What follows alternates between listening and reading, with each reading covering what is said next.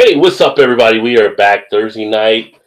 Time for another Beer Flow show. How you guys feeling tonight? We're almost back to a full panel. We got Todd, we got Eric. Just missing one guy who's out doing his duty, doing what he does, taking people out, the hitman. But no, he actually had some stuff come up. He's not very happy about it, but he couldn't make it tonight, and so he was planning to be here. So hopefully he'll be here next week at some point. But hopefully all of you out there are ready to talk about and drink some beer.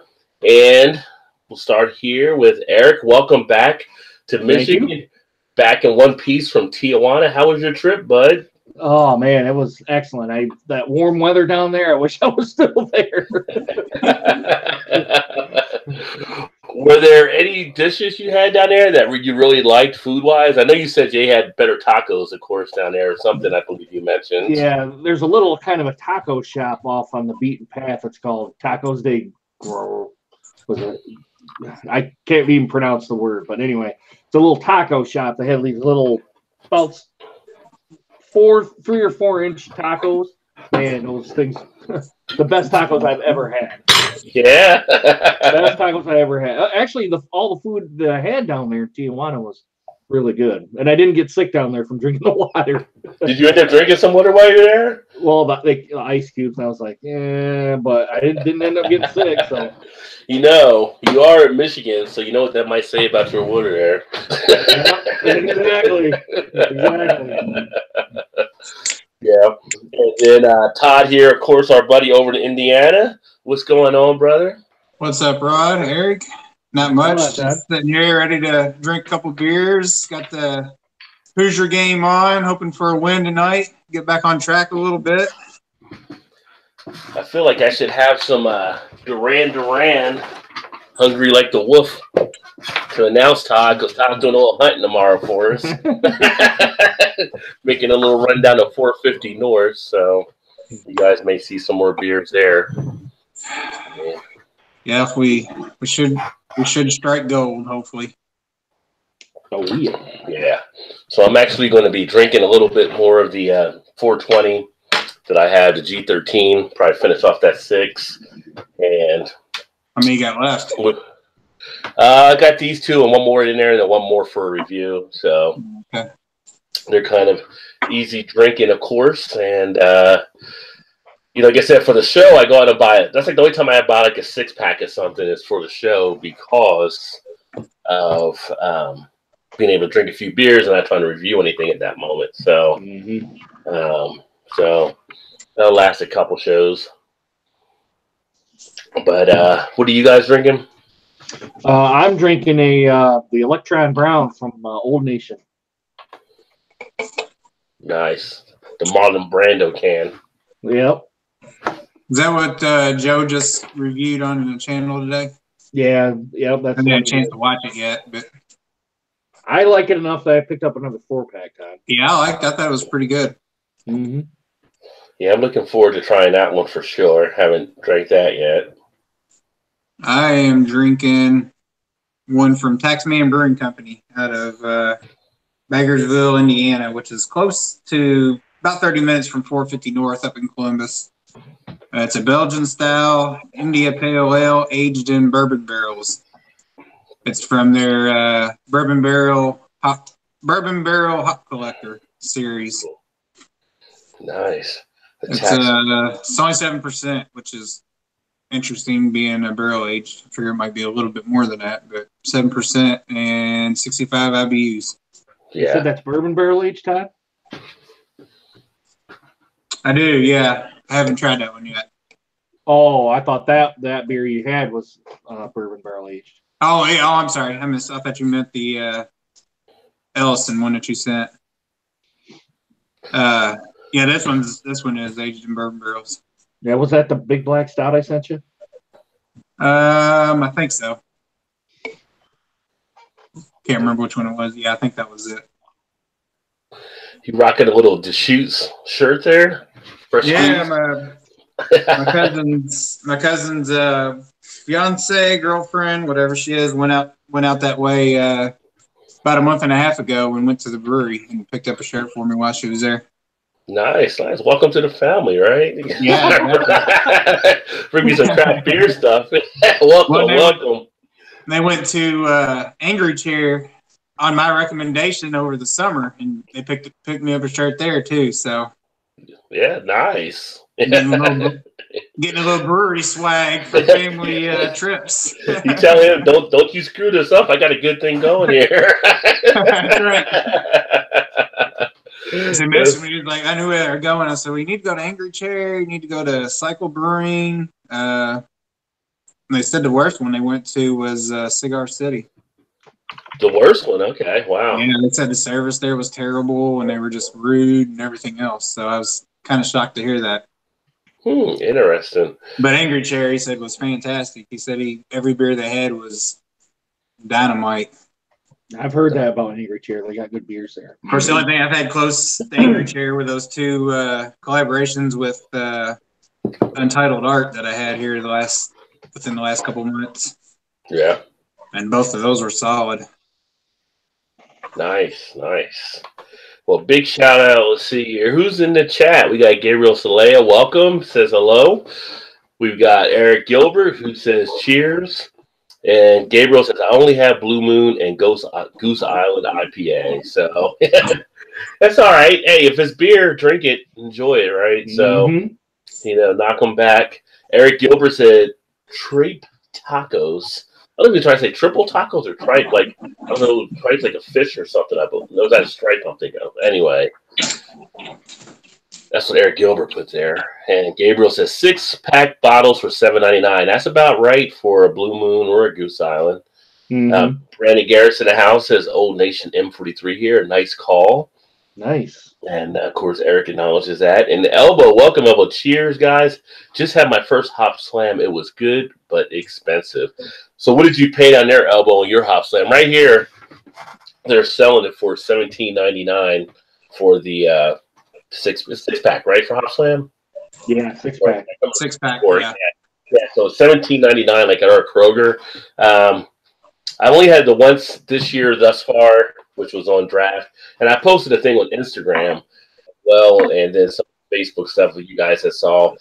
I feel like with Hop Slam, it's still good, but I do think it's now almost past a point where the other beers have caught up with it. It was ahead of its curve at one point, but now it kind of gets lost in the crowd a little bit, in my opinion, and I think that's why you're seeing, at least here, an overstocking of Hop Slam. It used to be you couldn't find it anywhere, and we got like a bunch of stores around town where people are finding them like crazy. So I feel like they may have just overdone their hand.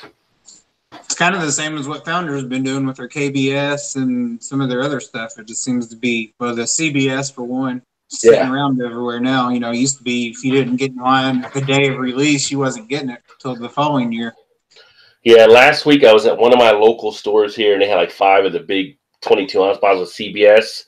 And then I was there a couple days ago, still had the 5 bottles of the CB. I mean, it's getting looked over. It's kind of like, I don't know. Like I said, I feel like with Founders, I don't feel like I need to have the CBS or even the KBS. I feel like the breakfast stout is better than both of them, in my opinion. I actually like that better than both. For what you got to pay and with the value you're getting for it, I just think it's that much good there. But people are hooked into it.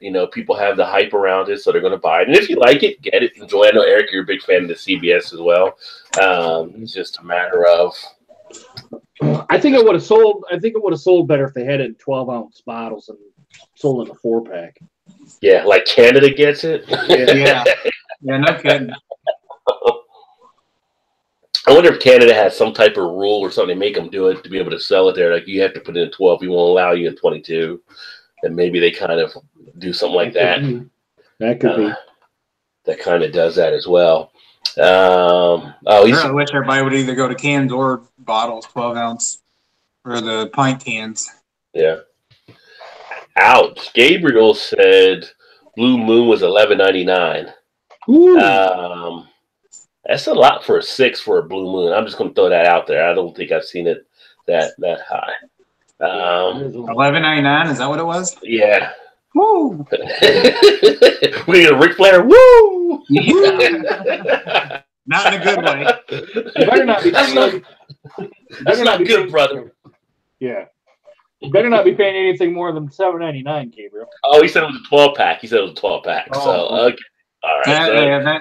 That makes more that lessens sense. the sting a little bit. Yeah. Elbow said it was $19.99 a 6 for him for the Hop Slam. Wow. Yeah, I think they're $18.99 here. Now, Elbow's in Florida. Oh, that could be why then. And then, well, Eric, you're right there in Michigan. How much does it cost there for a 6? $17.99. Okay, so we're paying the same you're paying there.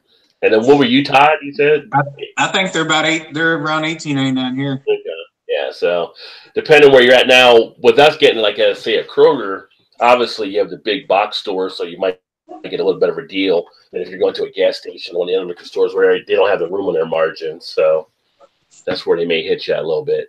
Eric Gilbert says having Big Rigs, Tartan, Pants, Scotch Ale, and Hazelburn 10 years old Scotch. So he's having a little bit of this and a little bit of that. Mm-hmm. And Eric said tripe is the unwanted parts of the animal, the poor people meats. So he's saying, are you saying Eric was having the poor people's tacos? And maybe that's why they were so good. Well, I had fish. I had pig intestine, which I didn't realize I was having pig intestine. It was that good. I had steak. I had cheek, tongue. So it was really good. Really good. You were experimenting with some stuff. Pig intestine. How was that? I thought it was ribs, but honestly, Todd, it was that good. How was it? How was it cooked? Like they had. Oh. Eric, you're muted. What did you say? Oh, you're still muted. How did that happen? I don't know, but you're still muted. It was good. Everything was good. I thought it was actually like the intestine was like I thought it was eating ribs. Honestly, it was that good. So were they like smoked or grilled or how were they cooked? They have this big, humongous like grill, like a Mongolian style. Oh, okay. Grill. Okay. So, huh. Now, if you ever go down south, you have to eat chitlins because that's intestine. whatever them Latinos are doing down there, buddy, it was good. It's good stuff. Oh my! I would actually go back just for the tacos. I guess you're technically eating chitlins then, right? Yeah. Well, plus everything down there is like half the price as it is up here. Like a good big steak is like $15. Here it's $30. $25, $30. I will say the one thing when you go here to like a Mexican restaurant, mm-hmm. you can't beat the deals that you get when they make your dishes or whatever. It's almost like, why do we go to the other restaurant? We went to Mexican tonight, and it's like, you can go there and you'll get steak, rice, and beans, right? And it's like $12, $13, whatever the amount is. And it's like you get a plate full of food, but you go to some other place and they're jacking it up on you. It's kind of funny. Just they know how to work it for sure. Yeah, it was like half the price when we were down there. Yeah. And then let's see here. Oops, hit the wrong button. Gabriel said at Total Wine, Blue Moon 12-pack $13.49 and a 6-pack $7.49. $7.49 for the 6-pack is about right. I think everybody's pretty much in that ballpark. 12-pack for $13.49. Yeah, I mean, it's not terrible, I guess. I would just. Was that for Blue Moon? That's for Blue Moon. Okay. I haven't bought it so long I couldn't tell you how much it is. $6.99, I'm thinking maybe for 6. Yeah. And Eric Gilbert said the pig would be tripe. He just throwing the whole pig in there. Pig is good. I don't care. It's like John Travolta in Pulp Fiction. Bacon is good. Gabriel says, "Wow, I can't believe it. I just searched by Total Wine, and the Bell's Hop Slam is also $19.99 6-pack cans." And Brandon Garrett said Hop Slam is $19.99 where he is, and he wants to just buy a single. Yeah, so some places you can find singles probably out there, but what you got to watch for if they don't jack it up for you on the single too much. Markup. Yeah, like if you go to places, if you can find a Trader Joe's and they were to have it there, they don't mark up for singles. You can actually pull it right off the 6-pack as well, and you just pay 1/6 of that price, so it's not too bad. Jungle Gyms that does that as well when it's a higher value, like 6-pack like that. They don't do markup on it, but some you'll find some will be like 5 or 6 a can, probably. Try to screw you. Yeah. But yeah, but I got what I got on tap. It was I think $9.50 for like a snifter. I think it was probably a 12-ounce snifter that I got. I think it was a little bit bigger than a 10, but when you're in a bar or whatever, it's like it makes sense. You're going to pay that amount. You're kind of used to that. Yeah, I got a single of this is kind of going back a year or two. I remember getting a single of the vanilla worldwide stout, which I still got one left. Yeah. Paid like $10 for it, and then I found a 4-pack and paid $29.99 for it. Yeah, wow. Now Elbow says where he's at, the single hop slam was $3.99 there at Total Wine, so that's not bad considering. No. 24 on a 6-pack. I mean, you're 5 up, but they did do a little bit of an uptick on it. But you look at some of the other beers, your Evil Twins, your Against the Grains, probably your 450 North. You get any of those individuals, you're paying around that amount anyway. So not too bad. Do they even have singles you can get, Todd, for at 450 North, or you got to buy at least a 4-pack? No, they're 4-packs. I wish they would do like a. If they were smart, they would do like a mixed 4-pack and just charge you, do the same as like a brewery, or not a brewery, but like a liquor store would do. If you do buy single, maybe mark it up just a little bit and get a 4-pack of one of each. I guarantee they would sell. I mean, they sell them anyway, so I guess that's why they don't do it. But it seems like they would give that option. Maybe just do a limited number of those, mix 4-packs or something. Mm-hmm. I tell you, if you want one of each, which I guess is why they don't do it, is you're going to spend $80 or so to get 4-packs of different ones. Not quite, but yeah. Which kind of leads me into a question: what do you guys think of some of these breweries that are doing the 4-pack, 6-pack can boxes where they're not allowing the liquor stores to basically sell them as singles? Have you seen a lot of those? I haven't seen a lot of those yet. Mm-hmm. So you're saying it's a 4-pack? Well, kind of like who does the resin beer? I'm drawing a blank. 6 Point. Yeah, 6 Point. All their stuff comes in like that little box. Yeah. Instead of the rings or whatever for a normal can pack, I know like Upland, and there's several breweries like in Indiana that are starting to do just the box 6-packs. But the stores can still bring them out and sell them, right? I mean, well, I don't know if they can or not. That's what I'm wondering, because I haven't seen, like, the local store that I go to. You can pretty much buy anything single, but I haven't seen anything of those in a single. So I don't know if they're allowed to do that or not. Okay. I got one store here that always has like singles of those. I'll have to check it out to see if it is out there. They're still selling. That's a question I have to ask the owner of the store, because I know the guy pretty good. He used to go to school. He's a little bit older than I am, but we was in school at the same time. Yeah. He was just a few years ahead of me. So no, that's a question I might have to ask him if I think about it next time I see him. Yeah.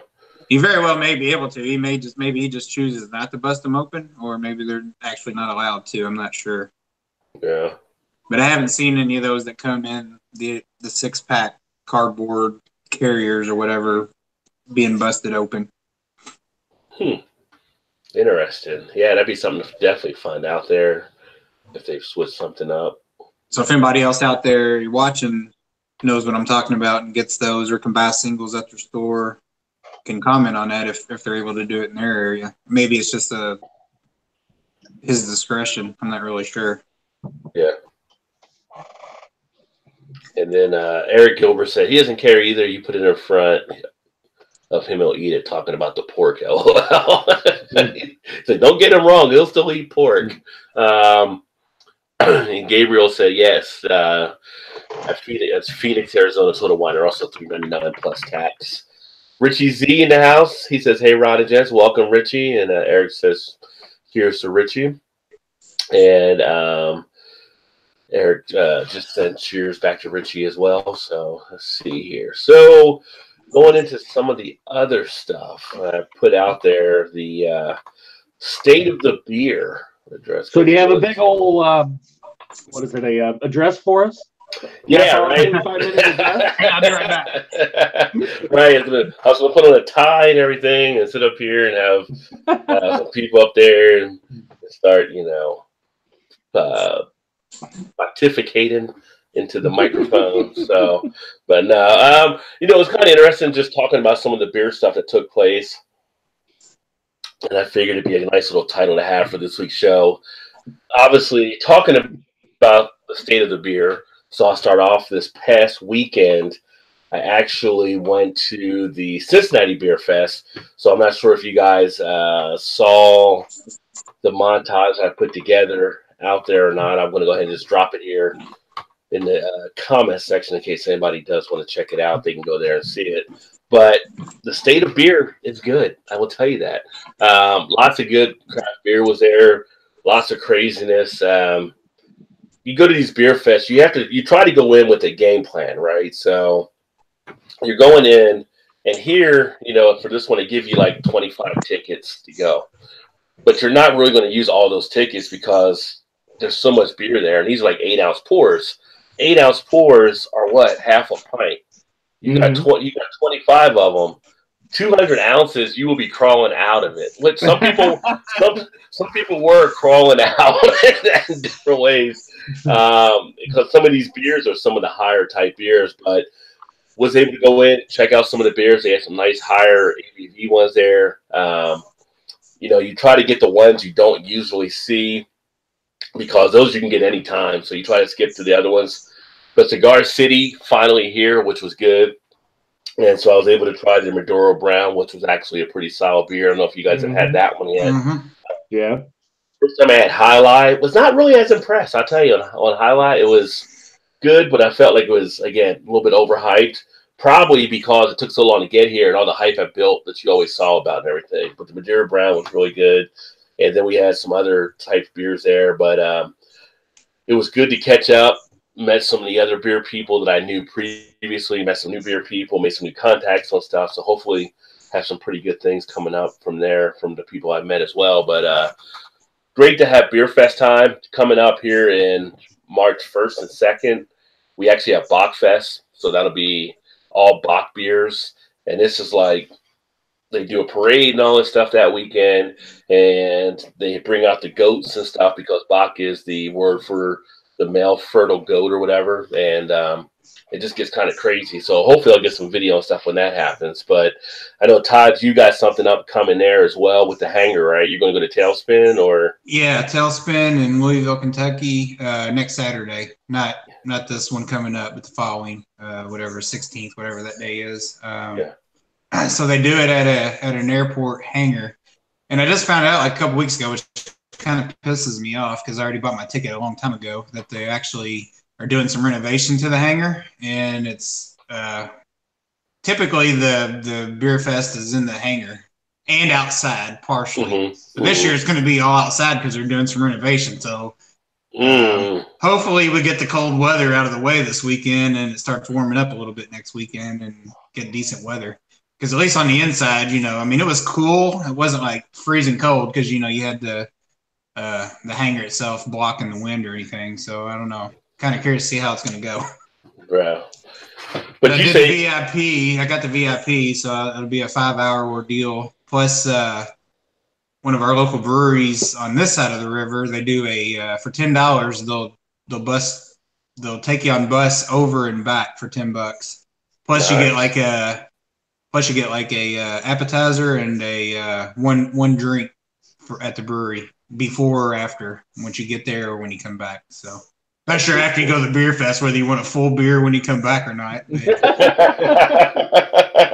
I would say I've done it before. So yeah, me too. I did it 2 years ago. I didn't actually make it last year to this one, but 2 years ago I went. So how much were the 25 tickets, Rod?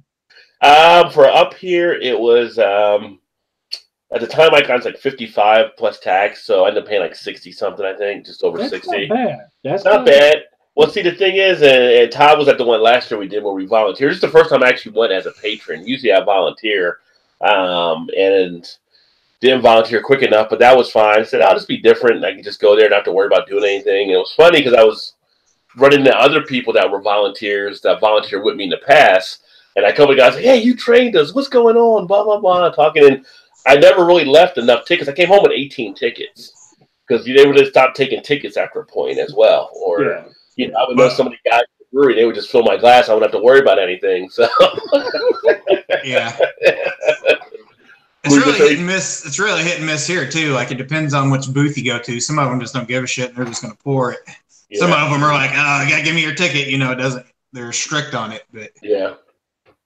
What I do like about your all's Beer Fest there, and I've not seen it anywhere. We're like the quick hitter booths or whatever they call it. Like you and I worked last year, Rod. Oh yeah. Where they don't even take a ticket or whatever. They call it quick hit. They're like, I don't know. It might be called quick hit or something, but they're just little cups of beer they put out. Like this year was Sierra Nevada were the beers they were putting out.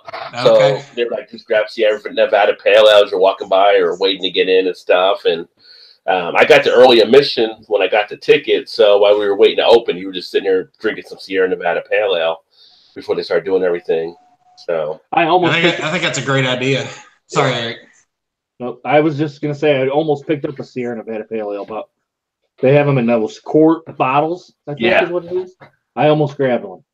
Well, it is Flagship February, so I don't know if you guys have saw all the pieces coming out. People talking about the flagship beers and concerns because people are switching to so many beers that I guess they're trying to build loyalty again and stuff. So they have like Sierra Nevada Pale Ale and Anchor Steam and some of these other ones that have been old traditions. I'm like, it's still there. You still drink it as you come across it. But for me, I want to drink all the different ones I can actually drink because I want to experience all the different beers. Mm-hmm. There's so many good beers out there right now. Why would I want to, not do that? But I'll fall back on stuff once in a while, I go to some of the bars and it's like, you've had every beer on there.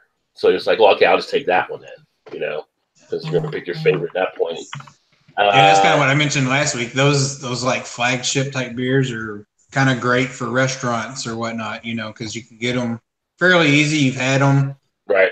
And, some places you go into and it's more of the macro stuff. You can like, hey, I'm going to get a Sierra Nevada Pale Ale or something, or whatever. Yeah. Whatever your local, big distributor might be. I got to say, I still like the Torpedo. That's pretty good too. Yeah. Yeah, Torpedo's still pretty good as well. Solid. Richie Z had asked that I pick up Celebration Ale was his one to go to. I actually picked up a 6-pack of Celebration Ale about a month ago, I think, maybe a month and a half ago because it was in December, so now we're February, and it was still good. It's still a good beer to actually enjoy. The Celebration Ale here is $8.49 a 6-pack. With Sierra Nevada, we get good prices on them, so always a nice one to have. And if you ever read the book 1,000 Beers You Must Try Before You Die, Celebration Ale is one of those beers in there, and it always delivers each year. I mean, I don't usually go out and buy beers as much, certain seasons, you know what I mean? But when winter does come around, I like enjoying that one. I guess I will be buying some Mad Tree, probably Galaxy High here as well, because I think that's out now. So I got to go pick it up. Oh, it is out now? Yeah. Have you had that before, Todd? Yeah, I love that one. Yeah. Sorry, go ahead. I see Mad Tree up here in Michigan.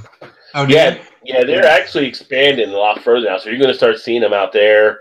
They got a lot of good stuff. They just went through a new label design on their can, so they got a nice little crisp look to it. So, yeah, they're growing. Why are you not shaking, Todd? Because they're not in Indiana yet? No, distribution kills me. Why does it come to Kentucky, skips Indiana, and goes to Michigan? It doesn't even make any sense. I mean, I can get it over Louisville, but I got to make a trip, not like it's that far, but I got to make a trip over there to get it. I can't just go down the street and pick it up. It pisses me off. Well, I got to go to Ohio to get some stuff, too, that's not here. It's like, why do you skip over? Yeah, but, yeah, that 3-tier system that we have, it is a pain in the butt still. But I had Galaxy High before it actually hit distro in Kentucky. As when my brother picked it up for me and brought it back a couple of years ago on one of his trips before he moved to Cincinnati. Now he's in Cincinnati, but brought it back for me. So yeah, that's a great beer. So it is out now. I'm gonna have to make a trip over Louisville, I guess, and look for it. Yeah, it comes out in February, end of January, beginning of February for the month, and then following that, which I think is March, will be Citra High, or they might be both out now actually, but I missed that one. I haven't had that one yet. The Citra High. It's not bad. It's behind. For me, Galaxy High is the best one, and then Citra High is right behind it. They had the Dorado High that came out for the first time a few months back. Oh, really? Okay. Yeah, we're using the Dorado hop. It was all right. It wasn't one of my favorite ones from them. They have another one, I think, too, they were working on. So, but good beer. I kind of like that, though, that they kind of singling out and specializing in the one hop. Yeah. And I think the Citra High is, I want to say 10% ABV, I believe, somewhere around there. Sounds about right. Yeah. Yeah. And then Richie has said beer. He thought beer is very seasonal. For some people, it is. I mean, for me, for instance, I'll drink stouts all year round. But some people like to drink stouts in the winter. That's their main time. Or, some people want to drink. Well, I don't drink shandies, but shandies very seasonal. People drink that like in the summer a lot, in springtime. I could drink a pumpkin beer right now. Wouldn't it be nice? Really? Even this far in the winter, yeah. Yeah. And I'm trying to think if I have any more pumpkin left in there. I didn't do much pumpkin this last year, but I may still have some left. I got so many beers on my list, I'd have to go double check. That Warlock was real good. See, Warlock's my favorite pumpkin one. But if you like stouts, it fits in a lot more, too. The stouts is a top style for me. Pumpkin is still good, but the one from Avery was actually good, too. The Rum King, is that what it? No, that's a. No, it's something Kentucky Kin or something. It's something. It's like 18% or something. Like Yeah, it's got the KY in it. KY. Yeah. Pump KY Kin. I don't know how you would even pronounce that, but pumpkin. I guess. Like, that's not a word. But that's not a word, but it's good. Yeah. Yeah. Spell check, but it's okay. At 18%, you're not going to spell it either. So. Yeah, exactly. Exactly. Avery don't mess around on some of those beers like that. They go all in for sure. Well, Uncle Jacob Stout's almost 16. Yeah. And I think that's leaps and bounds better than Goose Island bourbon. Actually, I gotta try that one. Then I haven't tried that one yet. The Uncle Jacob's. Uncle Jacob's. Yeah, that one's good, dude. Oh wow, it's expensive, but I think it's well worth the price. I still got one more Czar in the cellar. Do you? Yeah. I do too. Yeah. Oh, and I got the planked, and that's for you, Joe, because I know you're going to be watching because it's got coconut in it. Joe loves coconut. Joe loves the coconut. Gabriel said this Saturday, February 9th, there is a strong beer festival in Phoenix, Arizona. 40 tickets, 2-ounce pours for $60. Hey, I got a question for you. When are we going to have a malt liquor beer festival?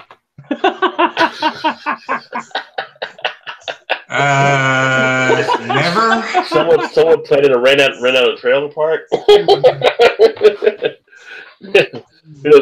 need to do another malt liquor beer flow at some point, maybe. That was a crazy. That was purely a joke. I hope no one takes it from me. Is there a malt liquor beer festival somewhere? I don't know if there is. There you go, Eric. There's your $1 million idea. Somebody Google it and put it in the chat. It should be a malt liquor beer festival. Let me see. And then Richie has questions. He says, what would you say is the best beer from Oregon? It's kind of a tough one there, but I will say that Deschutes makes good beers out of Oregon. You also have, you have Rogue out there. I like Deschutes probably a little bit more than I like Rogue on some of their stuff. Trying to think of the different Oregon breweries offhand. Deschutes is the only one I know of. I can't think of any either. I'm sure there's a shit ton, but... Oh, yeah, there's definitely. I mean, I'd have to look at my stuff there, but... I know I've had other ones from out there in Oregon.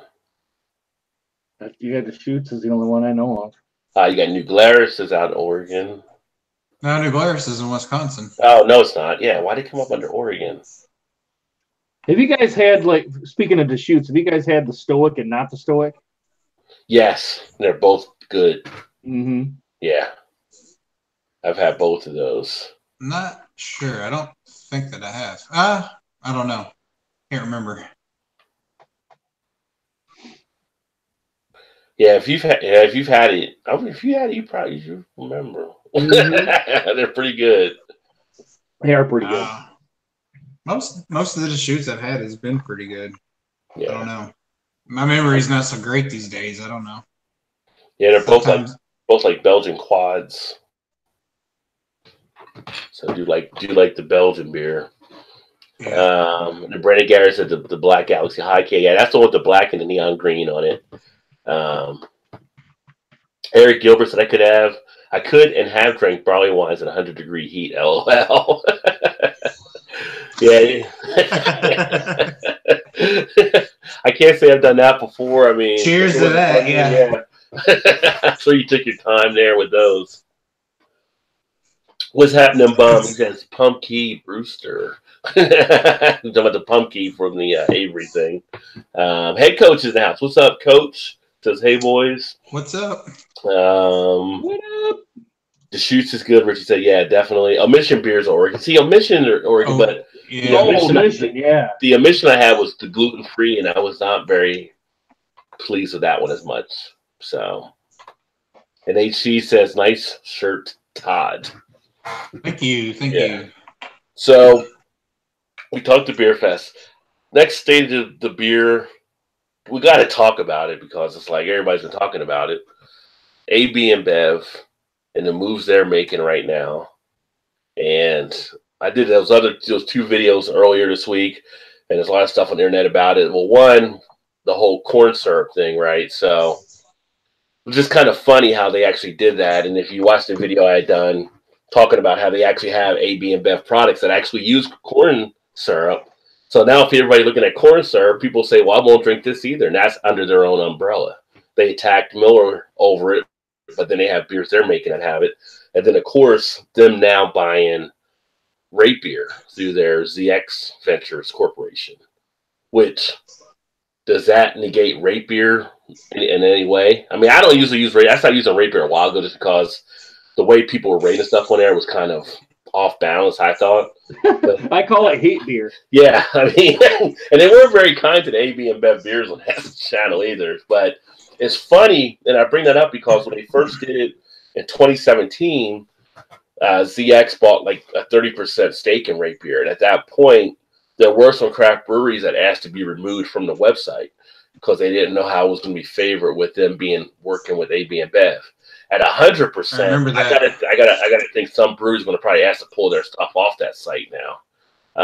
So that's going to be it. So it could be the end of Rate Beer as we know it there. I've honestly never really paid any attention to Rate Beer, to be honest with you. Yeah. Yeah, mine's usually Beer Advocate and Untapped. Yeah, I'll look at Untapped, and that's about it. I don't even really go to Beer Advocate much anymore at all either.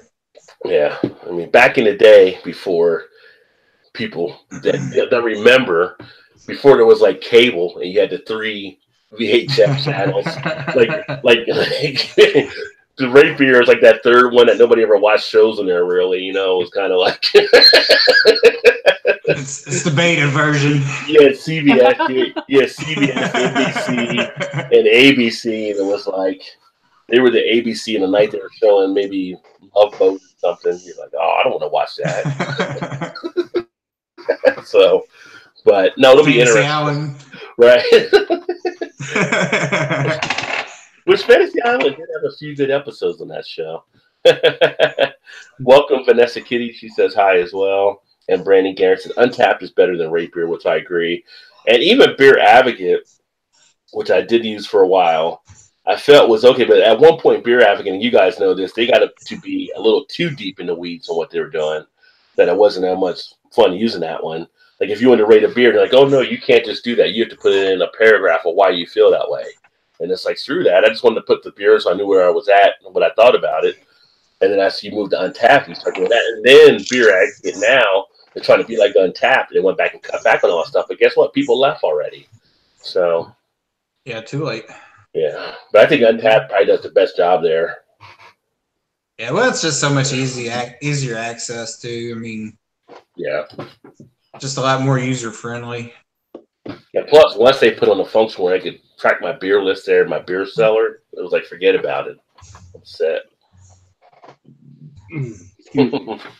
Richie Z says, I'm old enough to remember drinking Little King's beers, those little bottles. Do you guys remember that one?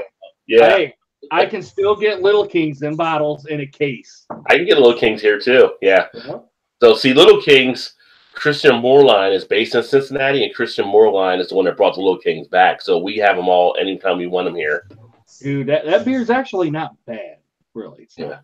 No, it's not. In fact, I went a couple years ago when I was doing stuff, and one of the local bars saw my stuff on Twitter. They invited me to come out there and check out their bar and stuff. And I went out there one day for lunch, grabbed a burger and stuff, and they actually had a beer. And it was the Little Kings I actually had with it and stuff. So I was like, oh, Little Kings, let's have that. Because it was like an older type bar and everything. So, because what are the 7-ounce bottles or 7 or 8-ounce bottles? Yeah. Be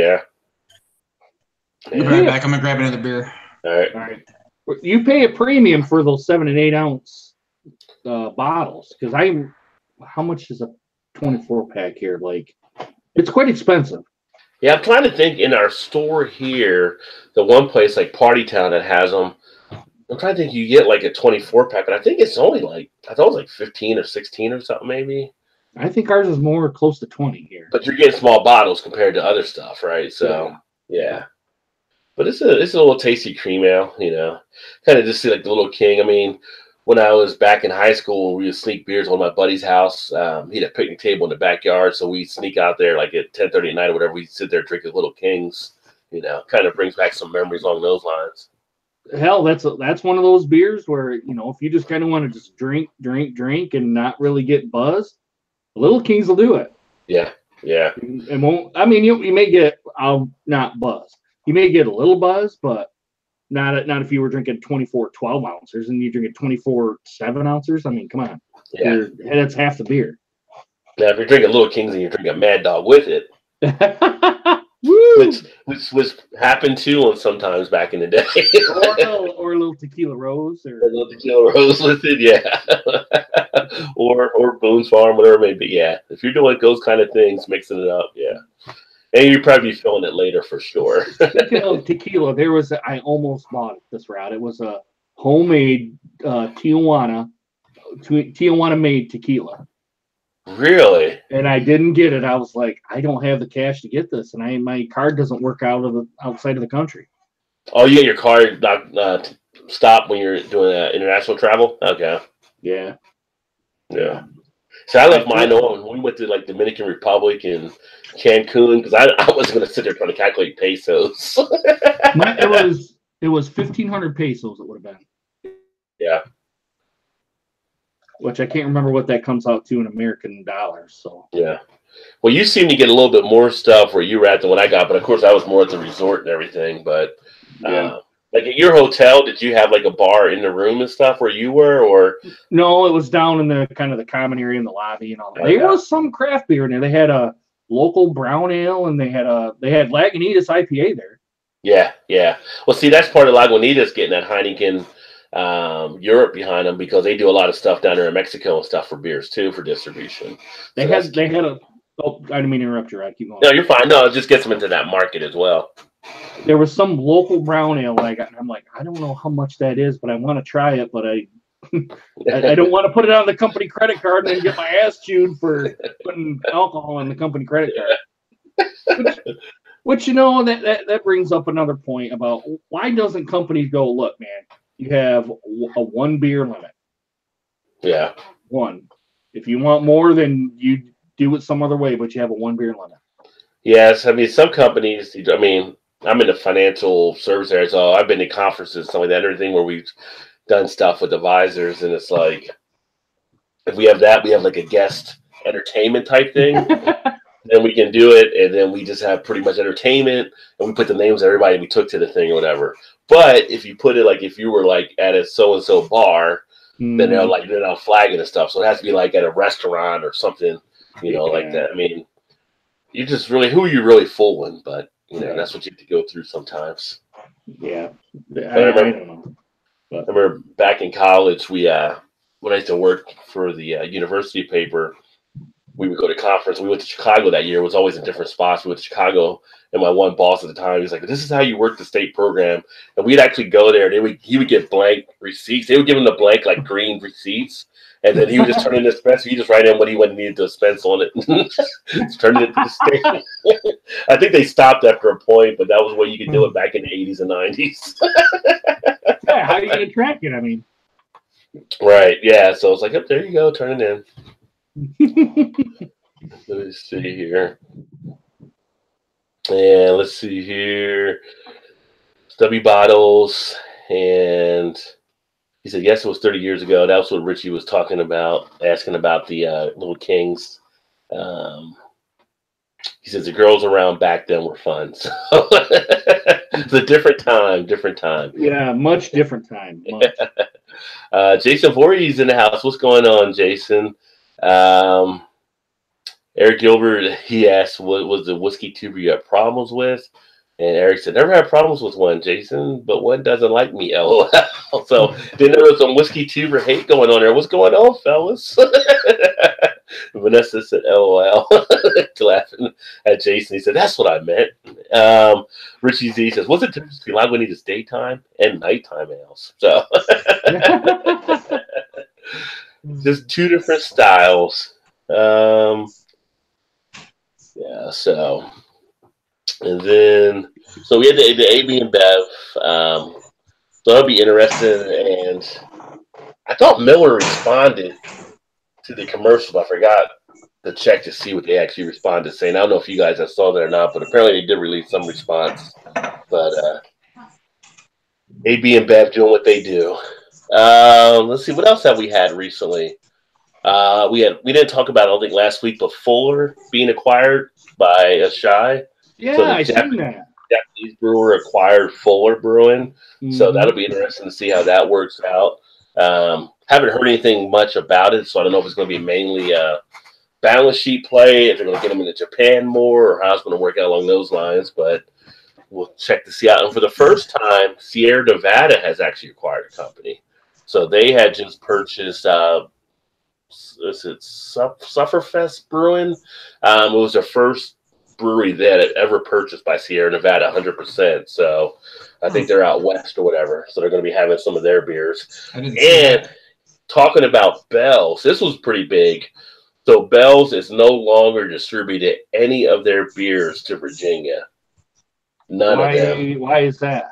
I don't know. They released it that none of their beers will no longer go to Virginia. I saw that too.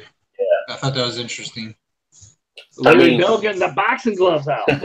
Maybe it's because of all the governor stuff, and they can't apparently they can't keep a governor or the next to be governor or the next to be governor. So, but yeah, they announced they weren't going to be doing anything else on sending their beers to Virginia. Probably think it might be something kind of a distribution type thing. Maybe it's a tax type thing. Maybe it's cost. I don't know, but they're cutting off ties to Virginia. So. It could be. I wouldn't be surprised if it's a tax thing. Yeah.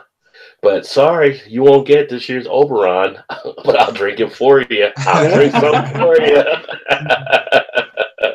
Oberon appears a staple in big time. I'm thinking about going to Oberon Day. Nice. Oh, that'd be pretty cool. We should do some video if you go to Oberon Day. Yeah, I love their habanero Oberon. Man, that is so good. Ooh, that sounds like it. Hey, if you get any extra of those, let me know. I don't think I've seen that one down here. That was only in a brewery only, and they had it in one of their barrels, I guess. Is what's not on tap. Yeah, that was so good. Oh man, that was good. How far are they from you, Eric? Kalamazoo to me is about an hour and a half drive max. Okay, that's not too bad then. It'd be like here at Indianapolis then for me. Yeah. And then let me see here.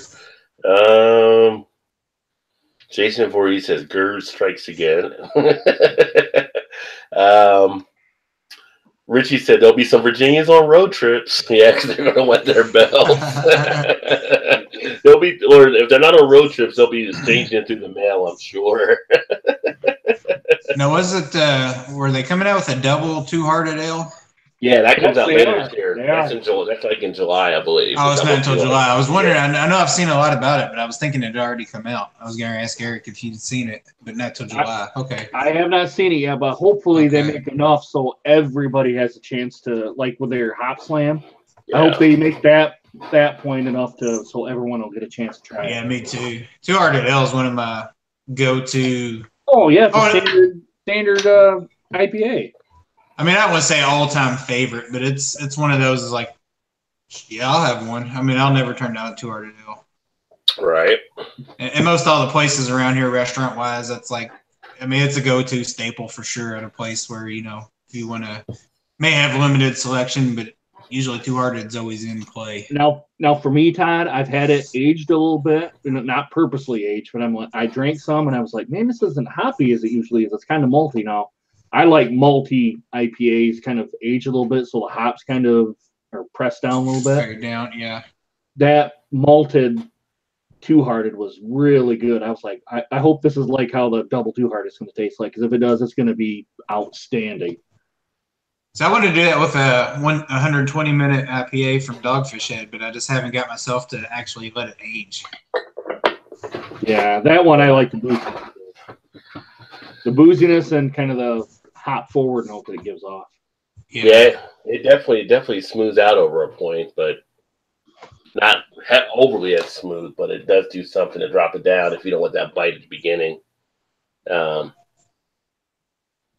Let's see. Like I'm half tempted to do that with the Hop Slam if I get a 6-pack this year. Just let one sit for a year until the next release comes out, and then do like a side-by-side just to see how much it actually depreciates, I guess you could say, or, you know, goes down in flavor, hop age, or whatever.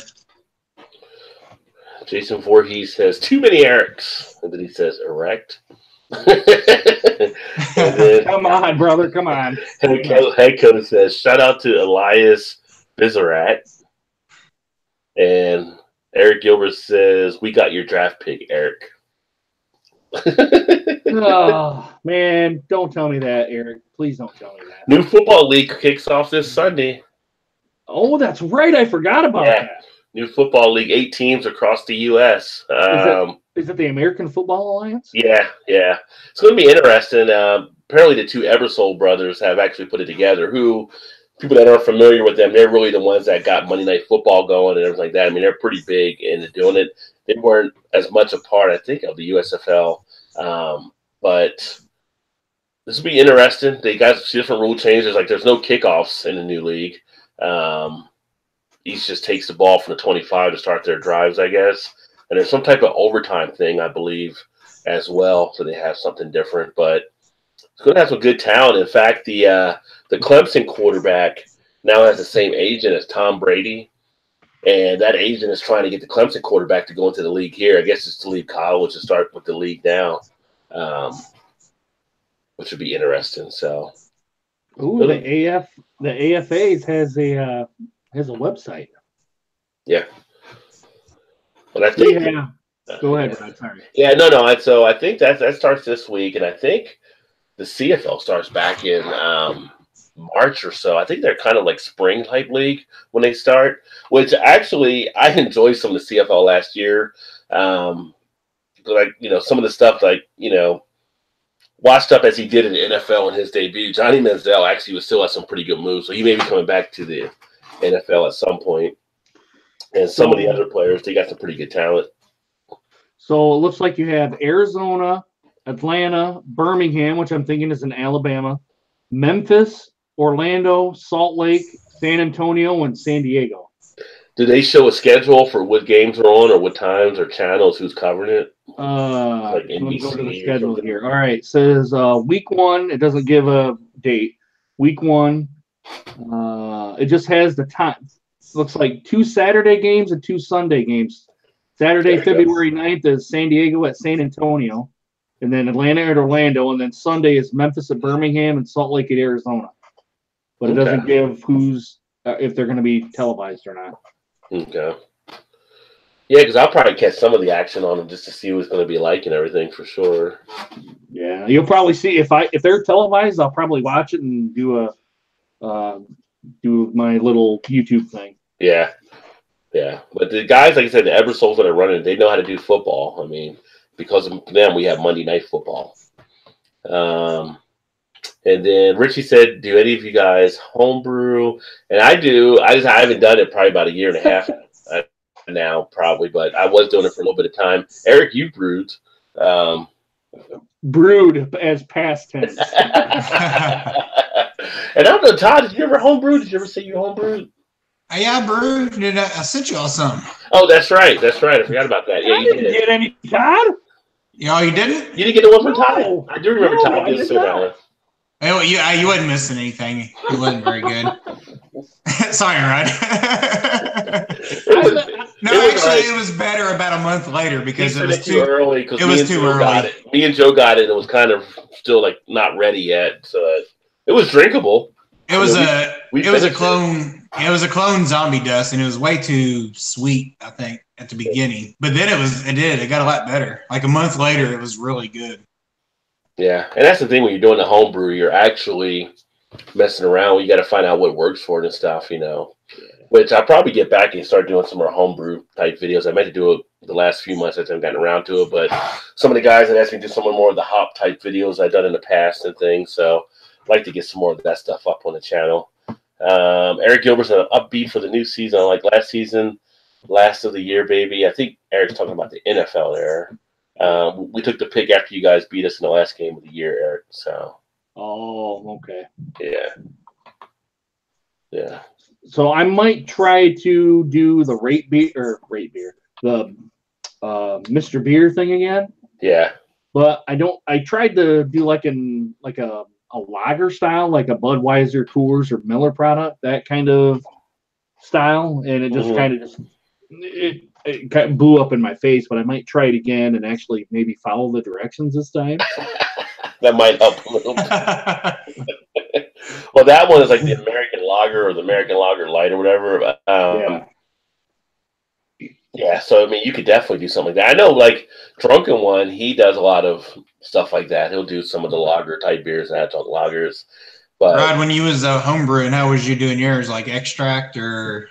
I started out with the Mr. Beer kit, and I just started going to like extract brewing, and then add in different malts, different hops to experiment, see what they would taste like. Then I got into adding some of the different flavoring, peanut butter on some stuff, lime, different things along those lines. It was basically, for me, it was like cooking. So I was just trying different things, trying different hops, trying different yeasts, and you know, fortunately, I'll say, like when I was making them, some people that were trying them here locally were all liking them pretty much. So it wasn't like I came out with a bad batch, knock on wood, that I was able to get stuff to come out the way I wanted to come out. Because, you know, you're always wondering if you're going to make a bad. I had one of my friends, he tried to do it, and I couldn't even swallow the beer. Like, it was just so highly carbonated, I just spit it out. I didn't felt bad. It was like, but he knew he didn't follow directions. He probably didn't do it right anyway, so he wasn't offended by it. But,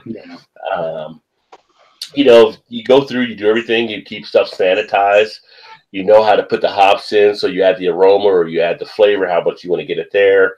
You get the right malts for the coloring you want. It's just all a process. The toughest thing about homebrewing is really the patience of waiting for it to get done. I did one of the bigger beers I did, and I had to basically, it was a lager, and I lagered it for 3-4 months in the garage during the wintertime.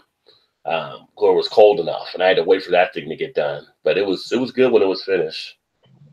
And bottling's the worst part of it too.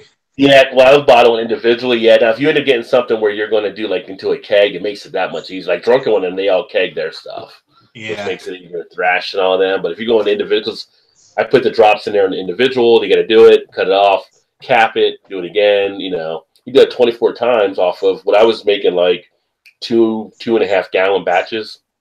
So that would get like a case. If you're doing a 5 gallon from a kit, you're getting 2 cases out of it. So depending on what you're doing. So if you put it to a keg, you can do it that way, but it's a little easier. And you can actually ferment it within it as well, so you're not separating out into bottles. So I'm going to do one again. Oh, sorry. My buddy does the Northern Brewer kits, like does 5 gallon batches. Yeah. And his turns out pretty good. He hasn't done it in a while, but his turn out pretty good. Yeah, I would say for the work I've done, for the 2.5, you probably are better served going to just a 5-gallon. But it was just me here, so it's like I'm not going to drink all this type of beer, to make that much beer because you have to have it sit. I'd have to make all high ABV beers, which I have done, so that I can actually age those and not have to worry about going through them all. But I just found out it's funny. Went to Kroger the other day, ran into my neighbor next door to me.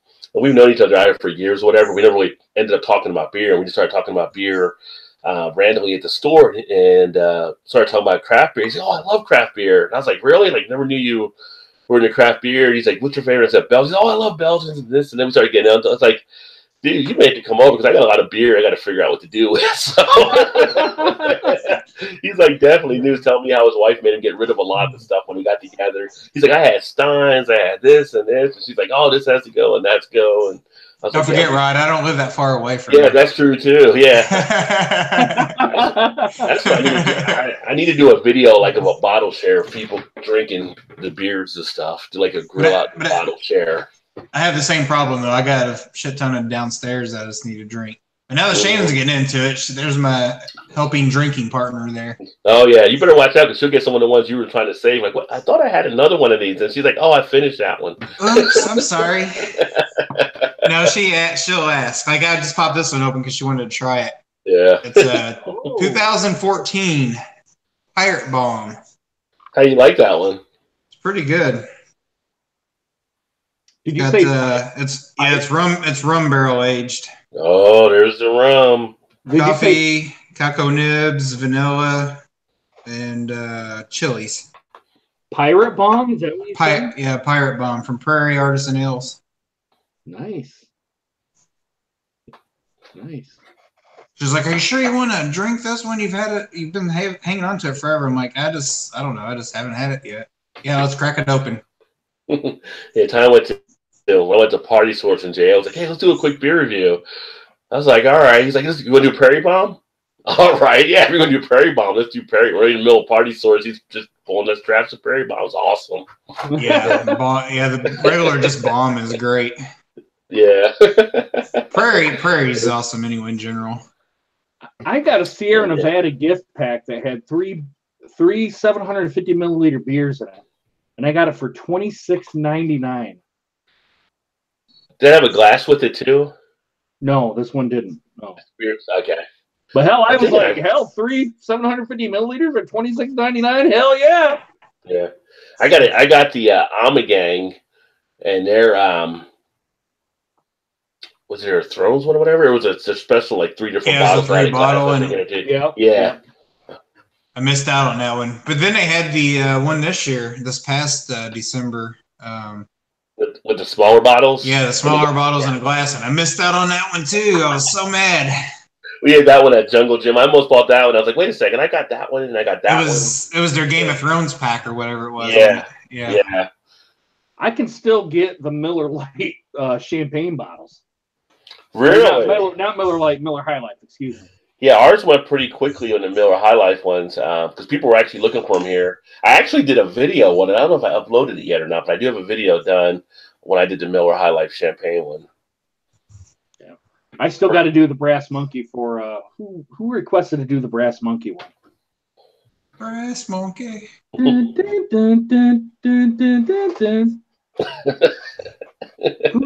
Somebody was it last week or 2 weeks ago? Someone requested it. Was it? I think on it was purpose. I think it was on. I think it was on your show, Rod. Maybe might be. I can't remember who it was, but somebody said. I can't remember who. Yeah. If you're watching and you were the one, comment below. And Richie said, "Do some homebrew, Rod." So see, I may do some homebrewing again. I actually was looking at a kit a few weeks ago about picking up one of the bigger kits. I actually like the little hop series you did there for a little while. Yeah, that's the other one I was going to get. That's what I was going to say, get back into doing some of those because some of the guys that like that one as well. And it was kind of neat, just the different hops you have out there and kind of sharing that stuff. You know what it's kind of like, and people in the comments can respond to this too, or you guys as well. It's kind of like I'm going through debating on the things I want to put on the channel now. I feel like there's a ton of people out there doing beer review stuff. Like I'm always like seeing new beer reviews pop up. So I don't know if I'm going to keep going as much of the beer reviews or maybe popping in some other things as well, just to try to get it out there. I don't know what your guys' feeling are, but do you want to see more of the beer reviews or would you rather see some of the other stuff? I feel like the beer review market is getting saturated, it seems now. That's more or less the reason I got out of it. Or not got out of it completely, but that's one of the reasons why I backed off quite a bit. Yeah. But yeah, I think it'd be all right to, mix it up and do some other stuff like the hop series or whatever, and then, some maybe, I don't know, live brewery tours or something that you did a couple times, right? Yeah. And then mix in some beer reviews, branch out a little bit. I'm thinking of the schedule I'm looking at now is maybe doing, like Thursdays, we always do the Beer Flow show, but then Fridays and Saturday really being 2 of the days where I'll do beer reviews. And then Sunday's going to be some type of wild card, whatever I decide to upload that day, something different. And then really not anything focused on Monday through Wednesday per se, but more things as they happen. Like, for instance, when the commercial after the Super Bowl came out, like the next day I wanted to get that done. It was a time in the moment type thing. Or the purchase of rate beer types, that kind of stuff, to kind of pop those things out there. But I just want people to know what to expect and everything going forward. But I know some people tell me they like the beer reviews and stuff like that. So it's definitely going to still be a part of it. But then it's a matter of which beer reviews am I going to upload? Because I had things in sequence. I've got like 36 beer reviews that are done right now. So I think I will maybe pick the ones that might be a little bit more hotter, the ones that really were more deserving of it, rather than just putting it out there for something that might have been an okay type beer. So just kind of kicking around. Do some of your homebrew stuff for getting back into it. Yeah, if I get back into doing that, or maybe even some more to beer cooking. Some people like when I did the beer chili video, they said. So if I start cooking some more things with beer, because I do use beer to marinate food sometimes, like steaks and everything, to let them sit in it and do some different things along those lines, or experiment with some other styles of beer and cooking as well. Like if you do like brats and kraut with some of the beer you can use in there for different things. So it's some interesting stuff. And I've kind of connected with some of the other guys that do like food channels. So maybe doing like some beer pairing collab videos and some shows, bringing them in and talk about, if I'm serving this beer, what would you cook for it type thing too. So. I will say, Rod, I do like your collabs with, like your one with Brad. That one was really good. Like your spotlight kind of thing. I don't know if that's what you call it. Yeah, the beer tuber spotlight. Yeah. I like those. I like watching those quite a bit. Yeah. Well, once Joe is out of hiding, he's supposed to do one. And then actually Kyle's going to do one for No Hype Beer Reviews as well. So I like those. I like watching those. Yeah, I'll probably get Hillbilly to do one from his select channel. I'll get J.O. to do one from Party Source. So those things are all being lined out for people to actually to be able to participate in those. Which those are always fun to do, and it gives a chance for people to actually learn about the other beer tubers. And also for them, if they are on this channel and they see people that aren't on theirs, it gives them a chance to connect with the new audience as well. So those are always fun. So those are some of the things kicking around. But let me go back here, get any comments. Where I leave off here. Also, Gabriel says Guinness is making a black IPA in cans only available in Baltimore, Maryland. Yeah, and it'd be interesting because I'm thinking of going to possibly try to go to Baltimore this year. My wife goes to Baltimore every year for work for a conference. I think it's usually in June. And I'm thinking I may try to go this year. Obviously, all I got to do is really buy a plane ticket because she has the hotel room and all that kind of stuff. So I really want to get to like Guinness Brewery there. So, yeah, their brewery there. We did a thing about that in the past that they have like it was a crazy number of taps there, but that whole brewery is set up for the U.S. market. So everything they're making there is going to be designed to come out in the market here. That you'll either get at that brewery or they'll be putting in the cans or bottles to get shipped around the country. So that's actually pretty cool. Richie says the Saz Hop's still available for homebrew. I tried a raspberry ale in 1995 with my ex-brother, who was a homebrewer, was good. Yeah, Saz Hops is still available, Richie, so you can still find it out there. Actually, I did a video on that hop as well. If you want, I can throw that link in the chat here, too, so you can check that out. Gabriel says, my Mr. Beer is bottling in the plastic bottles one more week to make it 3 weeks in the refrigerator. Okay, well, so Gabriel's out there doing a Mr. Beer. That's awesome. Now, one thing I will tell you, Gabriel, with the Mr. Beer, if you get a chance or you want to make that jump, going from the plastic to the glass will be that much of a difference for you that you'll actually like that. You'll like getting it into the glass. You'll like how it holds a lot better. It's a better feel, better taste overall. Yeah, it'll make a difference. Yeah, and I'll also add to that, keep your glass bottles too, and yeah, you get the what is it, like a topper? Yeah, it's a bottle washer that you actually put in there to clean it. That it can get it all out of there before you get the gunk and stuff out. Soak it, then do that, and then you can actually wash them in the dishwasher to actually sanitize. If you've got a high heat dishwasher, you can actually put them in there and it will sanitize your glasses on the high heat wash. Don't put any soap or anything in there. The heat is what sanitizes the whole bottle. But yeah, what about the caps with the mechanical cap? The bottle capper? Yeah. So you'll get that. You boil the caps to get those sanitized. But then you do the bottle capper, you put it on there and just squeeze the handles, cap it right out. Mm-hmm. Not shake it, but turn it like 3 or 4 times, and then sit it where you're going to sit it at for it to ferment in the bottle. So, like I said, nothing wrong with the plastic in that. It will do okay for that, but there is a big difference when you jump to the glass. Just something to keep in mind there. And what I always did was I would recycle the bottles I actually purchased. And what you can actually do is get the bottles and you can actually soak them in a little bit of bleach water for like an hour or so, like the Samuel Adams bottles. And then the labels kind of just rub right off. You don't have to worry about scraping them all off of there. Like Leinenkugel labels, a bunch of the different labels will come right off. And then, of course, take it from there to sanitize it, like in the heat and everything. You're good to go as well. So, and I don't think the bottle cappers are that expensive, are they? No, they were like $11.99 or something, or $12.99, something like that. You just get the one there. The bottle caps, you get like 100 of them for like $4.99 or something. They're pretty cheap. Yeah, you go to like any brewer's, like homebrew shop, they'll have them. Yeah, you can buy them on Amazon too. Yeah. Then let me see here.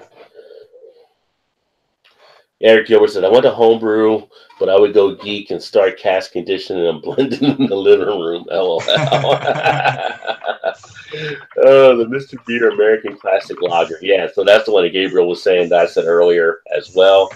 Eric Gilbert said, poured another Hazelburn. This stuff is good. And Richie was asking if it's Hazelburn 13 Oloroso. And he says, that is, okay, I was Eric Lyons fan, so that is the one I want to do, Gabriel. And then Eric says, just a 10-year, Richie, damn tasty. Springbank gets it done. Let me see here. And Gabriel says, because Ronald Theroux was reviewing all the beers. Well, he doesn't get them all because he doesn't get some of the ones that we get for sure for his distribution. Doesn't allow him to get those. But yeah, he gets a lot. Mm-hmm. And he revisits and all that stuff. Spring Break is an awesome distillery. Throw it in. Spring Break hasn't done anything bad since 2009. Just hard to get in Ontario anymore. And then Rich said, cheers, Rod, Todd, and Eric. Awesome live, gents. Thank you, Richie. And Redbeard is what's been going down. Welcome back, Redbeard. And Eric Gilbert said, nobody said ginger 3 times fast.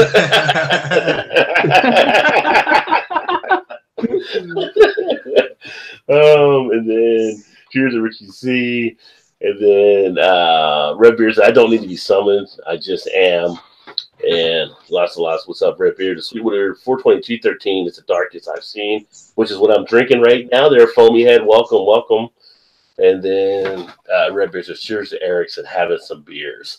So yeah, so I'm actually having the G13 right now. Oh, let me I can pull this video up here on the SAS there for Richie as well. Give me 1 second here. If you guys say something if you want, or wait for me. I really don't have anything to say. I mean, put us on the spot, Rod. Why don't you? I'll tell you what, this Electron Brown's going down pretty well. Like Downtown Julie Brown? Exactly. Downtown Julie Brown. There's a name from the past. Mm-hmm. She's still on Sirius. Is she really? Yeah, she's on. I don't remember what channel she's on, but she's on there sometimes doing like the top. I think it's the top 90 or the 90s countdown or whatever. They'll go like from a different on the. I guess it's on the 90s channel. They'll do like a different, 93 top 20 countdown every Sunday, or but to pick a different year. Yeah. At least she was. I don't know if she still is, but she was, within the last year or so anyway. Well, it's funny because the kids of today will never know how MTV was when it just played music videos. Like, yeah, now they don't want to play any music videos. I mean, you're watching this like, I wonder why they call it music TV. They never play music. Yeah. It's like, well, they did at one point. Yo, MTV raps and Headbangers Ball. What they had, like, they had Club MTV. Yeah, I did like Yo MTV Raps. I did like that show. That was Ed Lover and who was that? Ed Lover and Dr. Dre. Dr. Dre, yeah, the original. Yeah.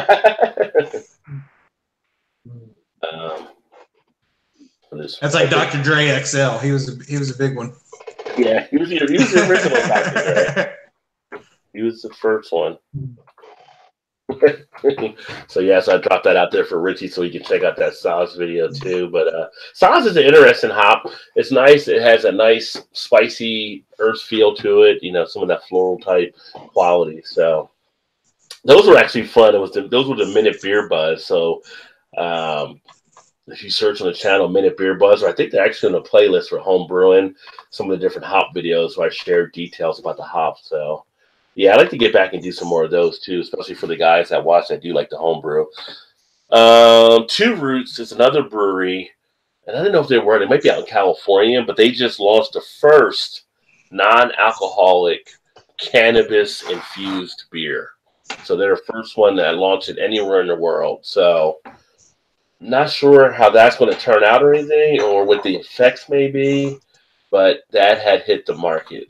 So let me see where Two Roots is.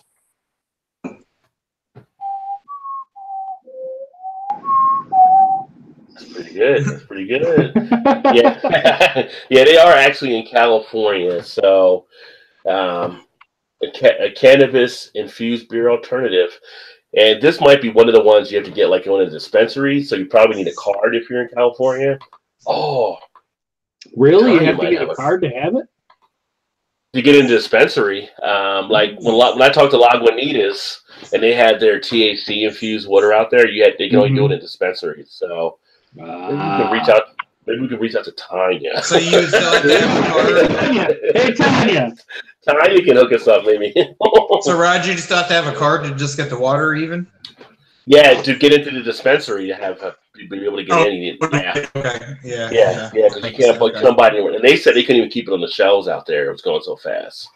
But yeah, it's getting a dispensary, and it's just like whatever you need, I guess. So, what is your pain? Here you go. Let's see what we can do for you. What can green do for you? Was I took the words out of my mouth. And then Richie said, what is the best U.S. hop for a home brew? Really depends on the style. So, you can look at the different ones. Like people use IPAs. They like the Centennial. And they like a lot of the citrusy type base hops for that one. If you're using a lager, you might be using more of something maybe towards like a Saz or something like that, or something a little more earthy or that goes well with the yeast. It just depends on what kind of style you might actually be looking to do. But the fun thing about home brewing is experimenting with them. So I don't have my old recipes in front of me, but I took hops that traditionally you may not put with certain beers just to see how it works out, and you find some good mixes on stuff. You got to have fun and get out there and do it. So, Rod, when you did that, did you use like any kind of brewing apps or anything, or did you just kind of document what you did and just experiment with different times and whatnot for the, you know, when you add hops or. Yeah, I documented when I first started doing it. I was kind of writing everything down, and before you even when you homebrew, I would always recommend. It was recommended to me from my buddy Gary who did homebrewing. The first thing you might want to do before you start homebrewing is to actually read The Joy of Homebrewing, which is an excellent book to get into homebrewing. It gives you a lot of the good things you want to do, the things you want to point out and follow, and then that sets up the framework. And then once you know how to do things with certain stuff, you can start to manipulate it some. So if I went to go homebrew with an IPA, with an IPA, your basic IPA, just single IPA, it's going to be like a dry-in type beer. It's going to be kind of a little bit more hoppy, bitter. So you want a high, maybe alpha type hop. You want to have more maybe of a citrusy type feel because you get that great fruitiness that comes through. Then when you go to choose your hops will be designed to tell you what each of the characteristics offer from it. And so then you kind of start to match some stuff up. But then you say, well, this would be kind of interesting. If you put a hop in anything like 60 minutes, like the Dogfish has 60 minutes, they put a hop in there for 60 minutes, and that adds the bittering effect to the beer. But if you're going to add flavor, you're doing that within the last 10 minutes. But you might say, I want to do like a bitter and IPA, but I want to add something else to it that might be a little bit different. So you might choose another hop to put in the last 10 minutes to try to give it a little different boost to see if it comes out in a different type of way along those lines.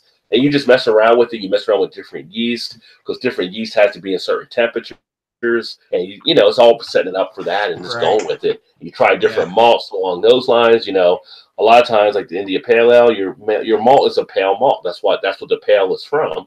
But people have created black IPA, so they're using dark malts. Someone experimented with the dark malts at the point and just changed the color what the beer is going to be and add other stuff. And then you're taking other things to put into it, like dextrose or other type of items to kick up the ABV. So, or you put more malt into it to add more to the ABV. People always think like a double IPA is going to be more bitter than what a single IPA, when actually a double IPA is usually less bitter because they added more malts to raise the ABV. It kind of brings down that bitterness. So when people get like something like the Lake Erie Monster from Great Lakes, you would think it would be a high bitterness, but it's really not. Even though it says IBU is like, I think like 80 or something on there, 90 something, you get more malts than you get anything on there on the hops for the most part. That's a really good beer, by the way. Yeah, very good. And you're like, wait a minute, why is this like 80? They're not as bitter as me having the Dogfish 60, which is a lower IPA. It's because they're not putting as much malts into that one. And so the hops are actually more present than what you're feeling, where the malts aren't now muting the hops like they are in the other beer. Yeah, that's what a lot of people don't understand, that concept of that. Like you see, just because it says, 70, 80 IBUs doesn't necessarily mean it's going to be like this massive hop bomb. Yeah. And it's if the malts are used, excessive malts are used or whatever, really probably depends on the base. Right, exactly. And it's like some people would say, well, they have a certain idea that dark beers are going to be a certain way, which isn't the case. It's really how it's set up. The only thing really you can say about the dark one is they're using darker malts. It doesn't mean it's going to affect what that bitterness may be.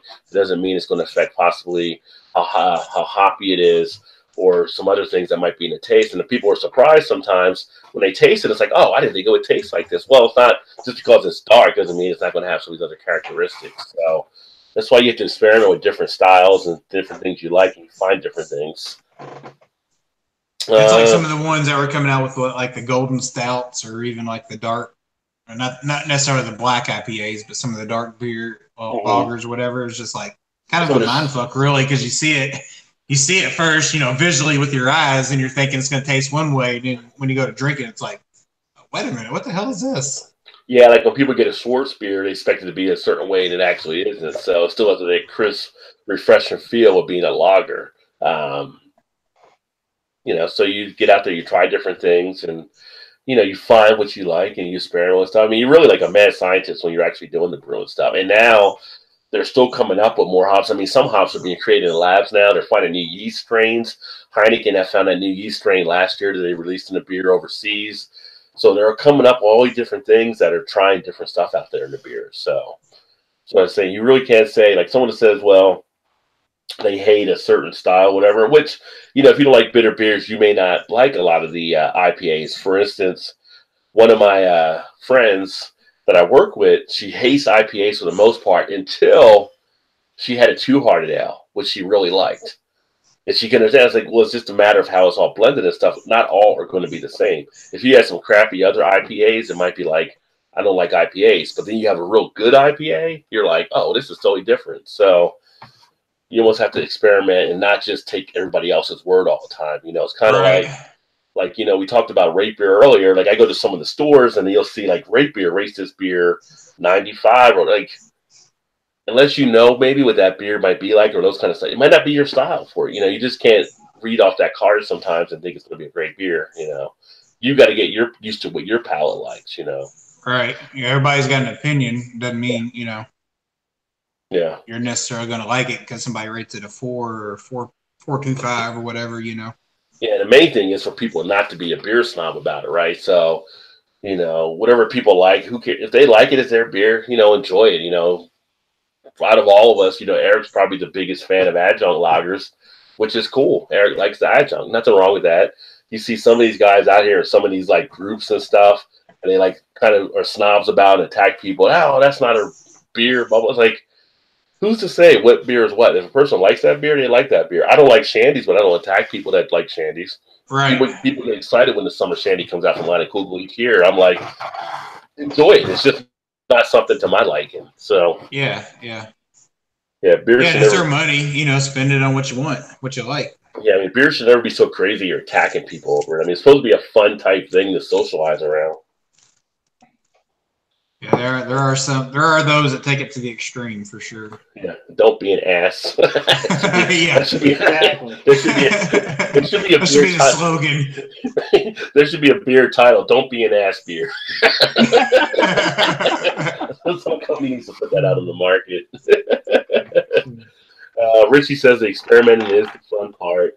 Eric says use Google Maps to a good brewing supply store. Most towns have one these days. Yeah, definitely. You can definitely do that. And, you know, one of the things, speaking of Google Maps, that I actually do is I actually save category, because you can categorize stuff. So I save categories to breweries when I come across them and all that kind of stuff. And it's kind of cool. Then whenever I'm out somewhere, I can look on that list and it'll give me the breweries that are close to me. But also, if you're saving stuff, if you travel, you know, stuff like that and everything, you can set it up ahead of time. You're taking a trip out to Chicago, you can go in there and set it up. And when you get there, wherever you're at, you know where the breweries are near you and everything. Google Maps is great for doing that kind of stuff. For sure. And then Gabriel says, you're right. My Imperial Black IPA is a local Phoenix, Arizona beer. Was not so bitterness and has 89 IBUs and 8% ABV on draft in the casino. Yeah, so again, good, because they're taking it so high because they're raising it with the malts. It takes down on the bitterness. Richie says, exactly, beer is very personal and subjective. Correct. And Gabriel said, he meant 8.2% ABV. Eric said, a great relationship with help. Well, was a great relationship would help you source and play around, Richie. So, but yeah, so good stuff there. And like I said, just never be the guy that's the ass around the beer. It's kind of like, don't be that guy. Don't be that guy. Oh, you son of a bitch. Drag his mouth. What is that? Which one is that one, Eric? The salted caramel bourbon barrel stout. Ooh, I haven't had that one yet. Yeah, I got that one in the cellar too. God, so many beers, so little time. Yeah, we opened. Go ahead, Todd. Oh, I was gonna say we cracked open the Mexican spice cake last night. That's the one I love. Oh yeah. Shannon's like, what's this one? Can we drink it? I was like, hell yeah, we can drink it. Let's pop it open. He ain't gonna ask me twice. That was so good. Oh my God, that was so good. That is a good one. Oh, I actually bought a 4-pack of that one, and that was the last one I had. I'm just kind of, I know you really aren't supposed to save those because of the adjuncts or whatever, but yeah, it was still really good. But YOLO, Todd, you only live once, brother. That's right. Yeah. Oh, Eric Gilbert said a great relationship will help you source them and play around, Richie. All right. Says black IPA is a dark ale, not really an IPA. It tastes like a dunkel. What you have, with the black IPA, I mean, it doesn't come off with as much of the bitterness if it's a bigger type one because of the malts and everything. I can see where it can come across that way as well to kind of be like a dunkel too. what they really kind of look at on the IPA when they set it, and you do the home brew. And for instance, Todd, you asked me about any apps that I'd actually used as well. And there's actually an app called BrewToad. Yeah. BrewToad. And I save recipes stuff on there now. But when you set up your home brew, you'll put in there how much malt you're using, what hops, how much you're boiling, your yeast, everything along those lines, how long you've done everything. And it'll actually project everything out to tell you what the ABV will be on it, and the IBU and all that stuff, but it'll also tell you what style you fit into. So sometimes people may fit into a style but not truly be of that style. So it's kind of weird. I've had some beers where people have come out and they say, well, this is, an IPA or something like that and everything, and it's more a strong ale than like an IPA or a double IPA at that point. It's like not really all the stuff. You're not getting like all the fruitiness, but you're getting more of the syrupiness, which is more like to the strong ale type feel than being a double IPA. So I've used BrewToad before. Yeah, and that's I kind of like just throwing some shit together and just see what it comes out. Again, if Drunken was here, he'd probably say he's done that more than once, I'm sure. You could just see him throwing stuff into it. But I know he was having some computer problems. The other day he did a video, so I think he was getting his computer looked at. So he was like on his phone, so he might be out of service a little bit right now because he's usually in here when we're doing stuff. So, but then like the downside of that is you really don't know what kind of category you're fitting into. Yeah. Like what do like breweries do? Like brewers at a brewery, do they use something like a BrewToad or something to kind of guide them along, or do they just make a recipe and brew it and see what happens? When you're like at a brewery, from the stuff that I've seen, I've toured around, I think it's actually they've got so much high-end machinery. I think it kind of projects out that they wouldn't need to use the software because that's going to be more like for the home brewing. So they got the software there. I mean, when I went to Mad Tree and I met with Mike out there, we met in one room. The first interview we'd actually done was a great interview you guys never saw because the video messed up. We were basically sitting in the lab, a chemistry type lab on how they do everything, which was pretty awesome. But they get all the stuff out there. Everything gets done. It gets measured. They have computers that projects everything out like a BrewToad would do, but on an industrial type scale. Yeah. So for them, I think it's more of the equipment that's handling that for them, so they wouldn't have to do that. Now, maybe if you're one of the smaller nano breweries, you might be doing some stuff with it and kind of upscaling the project. But most of that stuff, like BrewToads, are probably 5 to 10 gallon batches, I believe. So, right. Yeah. So on a smaller type scale there. Richie asked me if I liked any Sam Adams and have you ever had their chocolate Bach? Not sure. I don't think I've ever had their chocolate Bach. Sam Adams is a hit and miss for me. I've had like some of their stuff. I actually like their New England IPA. I thought that was a pretty decent job they did with that one. I actually had that one out there versus the New Belgium and the Sierra Nevada, kind of with the bigger boy type New England IPAs. And that one I had at the top one over the New Belgium and then the Sierra Nevada. And some of their other things I've tried. They make 60-something beers. I mean, I like to try what I can from them. Some of their more recent stuff has kind of been okay, but not great. I just did a couple stuff that I don't think I've uploaded yet, but I did the Black Lager, and I've uploaded the Coffee Pale Ale, which was a little bit different, and just don't usually get them as much because I've been, even though they're still craft beer, it's kind of like I don't go out and seek them out for anything. I'm looking at all the other ones, the Mad Trees, the Bells, the Platforms, all these other breweries that are out there. That the only time I really usually will drink a Sam Adams is if it's something new and intriguing enough that I want to pick it up, or I'm at a Fridays and it's like, oh, you get a Sam Adams, they're seasonal, or it's Bud Miller Coors. Then it's like, okay, well, give me the Sam Adams seasonal. Like one of our places here where we go once in a while is an Hibachi Grill. It's always a Sam Adams seasonal plus your mackerel. So I always get the Sam Adams seasonal when I go there. But I like some of their beers. What's the one they have? They come out in the wintertime with the winter lager? No, not the winter lager. It's like The Fizzle something. Cold Snap. Like, I like their Cold Snap. Oh, okay. Cold Okay. Snap, That's yeah. one I actually like, is their Cold Snap. Some people don't like it. I actually enjoy the Cold Snap. So, Isn't that chocolate block one of the ones that comes in like a variety pack, like around Christmas time? yeah, that's usually a Christmas one with the Fezzelwig, I believe. Yeah, and Fizzle. That's what I was yeah. thinking of. Yeah, the Fizzlewig. Yeah, yeah. That I mean, chocolate. Go ahead, Rod. No, I'm saying the Sam Adams I'm going to have to get at some point if I ever find it. Like, if I see it, I would get it. Would be the Utopias. Because I do want to get that. Sorry, keep going, Rod. No, you're fine. I was saying I want to get that one at some point. I've had that one. The chocolate box, to me, if it was a 6-pack, I would buy that chocolate box. It was that good. Consistently. It's just that good to me. Okay. And I think Bum, I don't know if Bum is still here or not, but I think Bum had told me like before, like a couple years ago, the Fizzlewig he really liked. I think it was him that told me that. And the other one they have is a 13 colony or something like that. Mm-hmm. And I want to try that at some. I've seen it. I never picked it up, and then I was like, oh, I'm gonna try that. They still got it, and it was gone. It's like, I think that's one of the special like bomber type 3-pack releases they did at one time. Yeah, I mean, Sam Adams for me is kind of like a rogue. Like, most of the time, it's like, yeah, it's going to be okay, and occasionally they'll have something that kind of sticks out a little bit more. Like the one I just did, like that coffee roasted ale was a pretty good one that Rogue had done.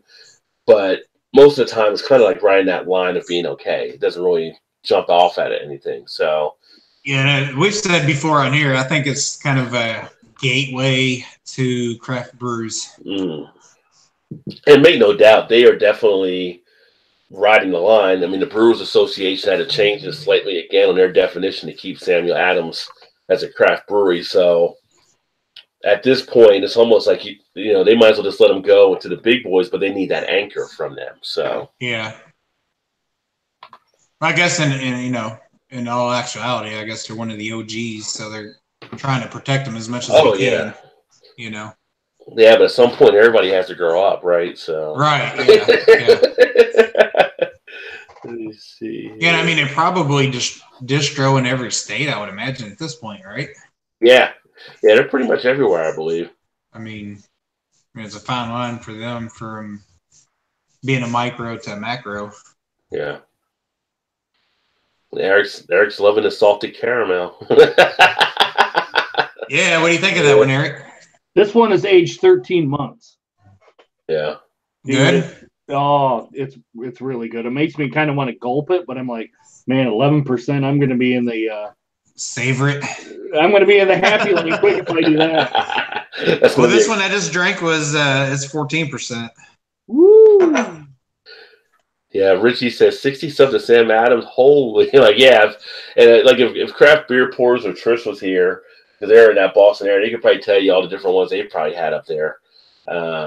Yeah, they do a ton of beer. People don't realize that. I mean, they do a lot of stuff in the variety packs. They have a lot of other stuff. And like a lot of breweries, when you're there locally and you go to the brewery, you're going to see different stuff that other people don't see. Even here in Cincinnati, because Sam Cook is from this area. I'm sorry, Jim Cook. Jim Cook? Yeah, Jim Cook. They actually have a tap room near Rheingeist now that he finally put in here. So we got to sit in the Sam Adams tap room, and there's certain things. Like, they released a beer called 513, and it's just for the Cincinnati market because that's the area code here. And they have some other brews here that are available. If you go to Cleveland, you're probably getting stuff in Platform. You're not seeing the other spots. If you go to Mad Tree, I can tell you there's stuff there that you guys don't see that is freaking fantastic that they have on tap that they don't can.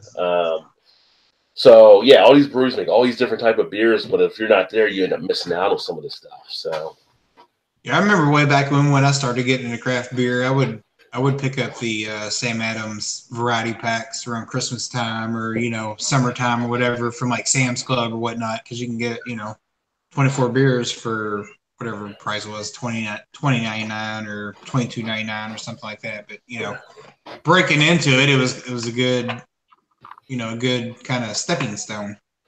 Yeah, I just wish they would drop the Sam Adams out of it, but yeah, they got to put it in there. But it's kind of like everybody's lager. Yeah, I think pretty much everybody's kind of had it, but they got to put it in there for whatever. Because even the Sierra Nevada, they do their variety packs. They'll have the pale ale in there. So yeah. But, I guess you got to throw your staple in there just so you keep your mainstay, I guess. Yeah. I still haven't had the New England IPA, but I know where I can get it. I can get it pretty much anywhere. Yeah, that one is good. I agree with Rod. That one's a solid. That's a solid like $8.99 for a 4-pack or whatever it is. Yeah, they just dropped it back down to $8.99 a 4-pack at our Kroger's and stuff here. Yeah, usually it's like $10.99 I think, or $9.99 or something. But yeah, it's a good deal. Could buy that all day long for Yeah, it's an easy drinker. Yeah, it is. It is. I mean, it's a good one. Let me see. I'd probably go as far as to say it's one of my favorite Sam Adams beers, actually. Yeah. And Gabriel. Besides the Utopias. The Utopias was Utopias, good. Yeah. And That Gabriel. $200 beer? Yeah, well, you can buy it like one of the people I work with here, her husband stumbled across it one year, a couple years ago. Jungle Jim's got it for $80. It's when he's turned around and sold it because he's not a big beer drinker on whatever black market it was for $200. Because once you get it, you can. But if you can get it in the actual spot where they're selling it, it's like $80. And you're supposed to drink it like an ounce at a time because it is so potent and everything. So yeah, I pretty much drank a whole bottle in a night. Yeah, you were feeling it up the store. Yeah, sadly enough, I probably don't really remember too much about it, but what I do remember of it was really good. Let's see. Gabriel says he had the Sam Adams Black Lager for November. So good. And then Richie said he used to buy the cherry wheat because it was tasty and the chicks loved it. Yeah, and then he said Black Lager is good stuff as well. The cherry wheat to me tastes like Robitussin. Yeah, I wasn't as huge on the cherry wheat. The Black Lager was okay. But I would rather go full, like to get like a Schwarzbier or something along those lines. My question there is, what outweighs which? Was it because it tasted okay, or because the chicks loved it?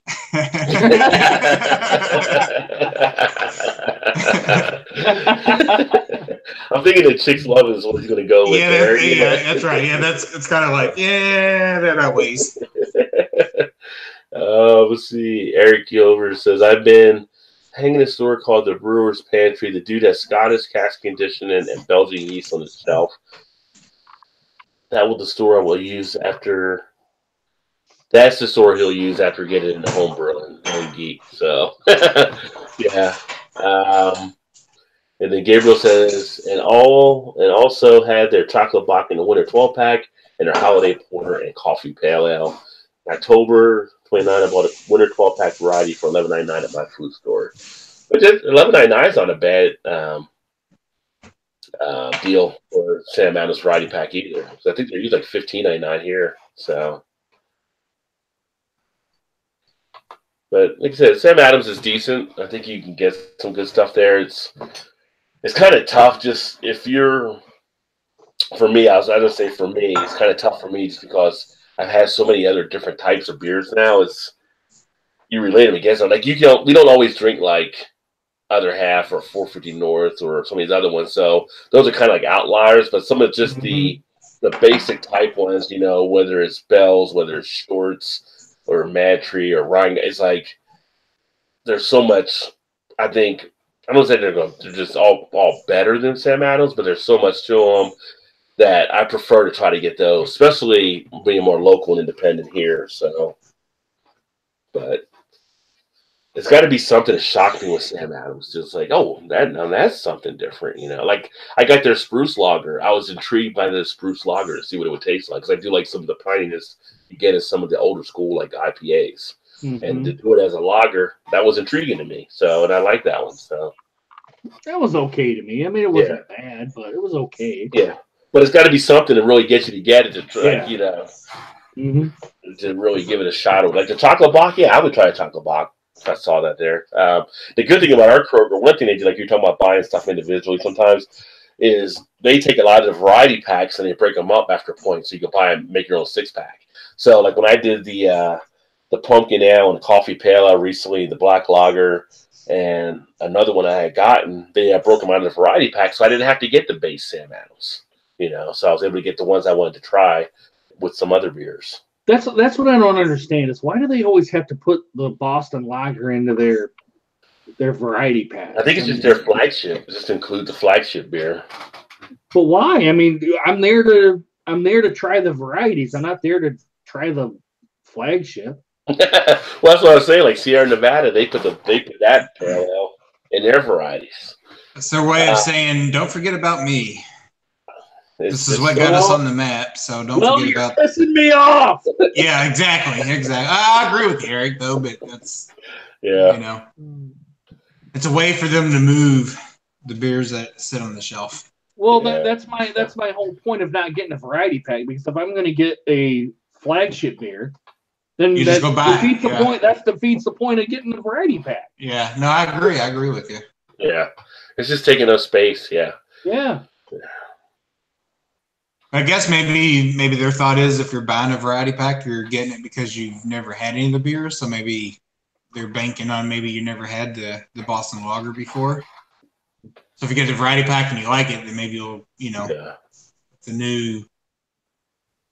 I like the Boston Lager enough to get it. I mean, to maybe not every time, but maybe every once in a, maybe once a year I'll grab a 6-pack of it and be like, I want some Boston Lager. Yeah. Again, it's like if I'm at a hotel bar or whatever, the Boston Lager's on tap versus some of the other ones. I may choose the Boston Lager. Yeah. Mm-hmm. So depending on what is all there. And then the other thing, the last thing I had on here tonight, which I thought Chris will be here from Off the 10th, because I know he's a big Nitro fan. The Iron Maiden Trooper is being released in a Nitro version. So, I'll have to try that, because I had the regular version. Yeah, I need to pick up Trooper at some point because I haven't done it, but the Trooper Nitro version. So that should add a nice creamy velvetiness to it. Fuck, I can't say it right now. Anyway. Close enough. We know what you mean, Rod. It should be smooth. So that'll be interesting. So actually what I may do is get a regular Trooper and then a Nitro Trooper when it comes out and do a side-by-side type thing. I don't do a lot of side-by-side comparisons, so that'd be something fun to also possibly add to the channel too. Some of these different versions of stuff. No, I'm going to do a side-by-side of, and I've been wanting to do this because I've already had the Uncle Jacob Stout by Avery and the Goose Island Bourbon County Stout. I want to do a side-by-side of those and be like, well, which one's better? Which I already know which one's better, but yeah, it would be kind of nice to know what kind of what the heck is that? I don't know what that is. That's Todd. Somebody's ringing. What was it? It was like something ring. Was that you? Something ringing there? Oh yeah, the dryer was running. It was the dryer that went off. I couldn't even hear it because it got my earplugs in. Your dryer has like a musical tone to it. Yeah, when it goes off, that's what you hear. I never heard that before.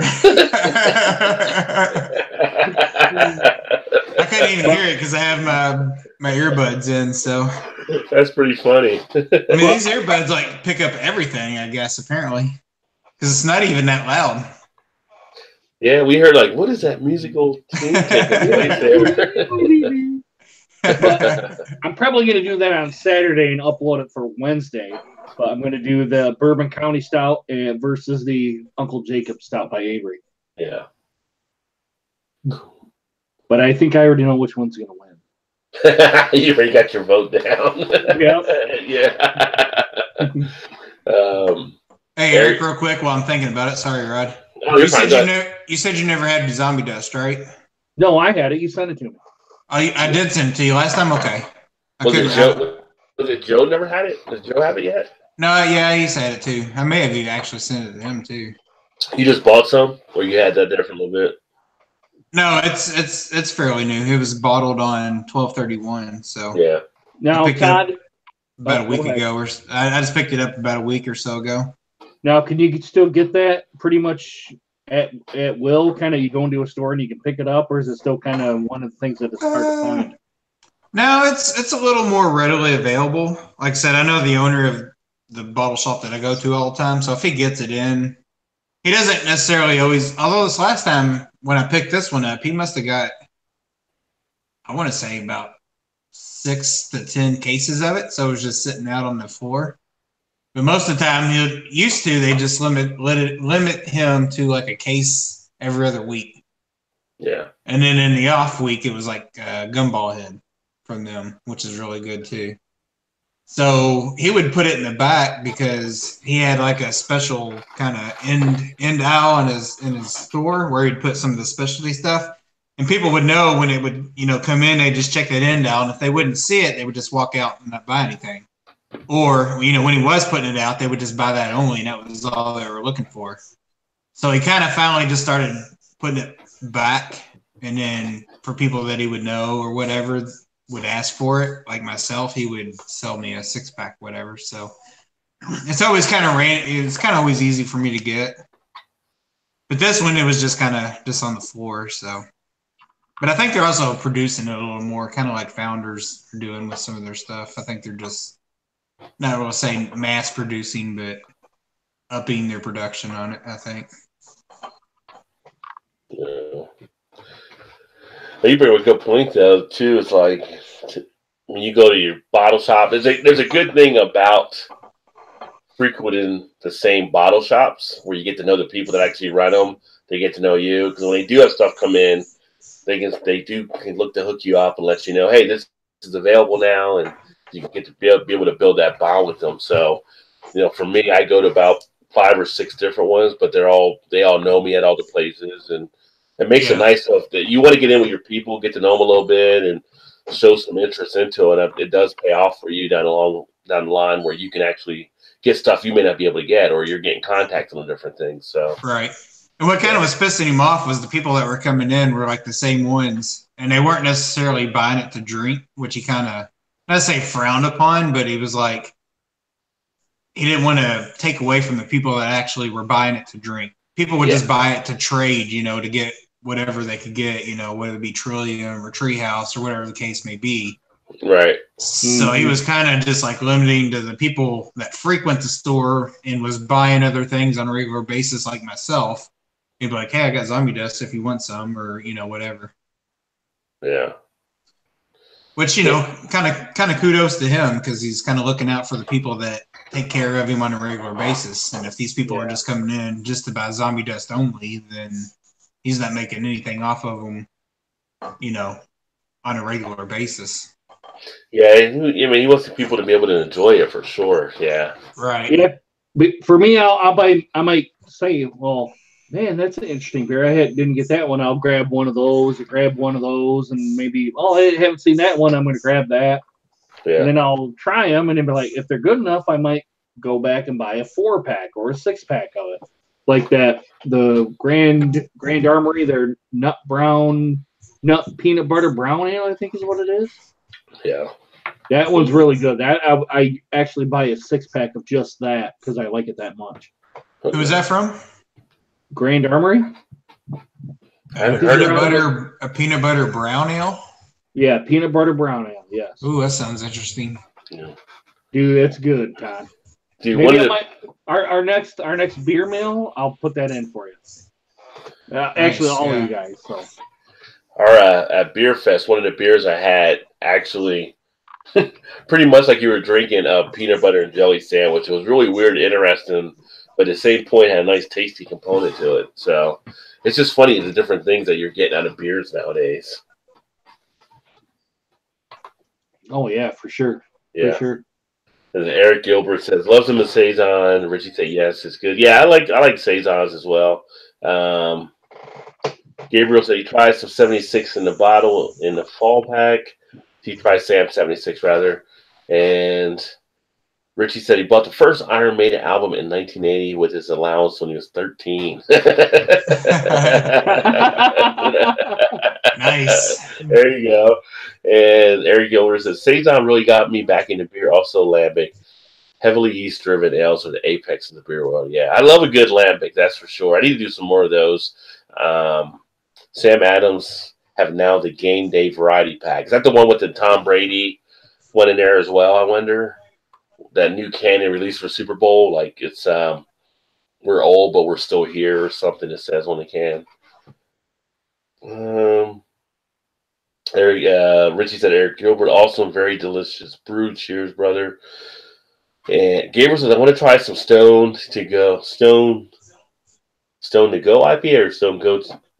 IPA, 4.5%. Oh yeah, Stony Go IPA, 4.5% ABV, 6-pack, 10-ounce cans for $9.99 at Total Wine. And Belgian Beaver Peanut Butter Ale is so tasty, Richie says. Yeah, that's a good one.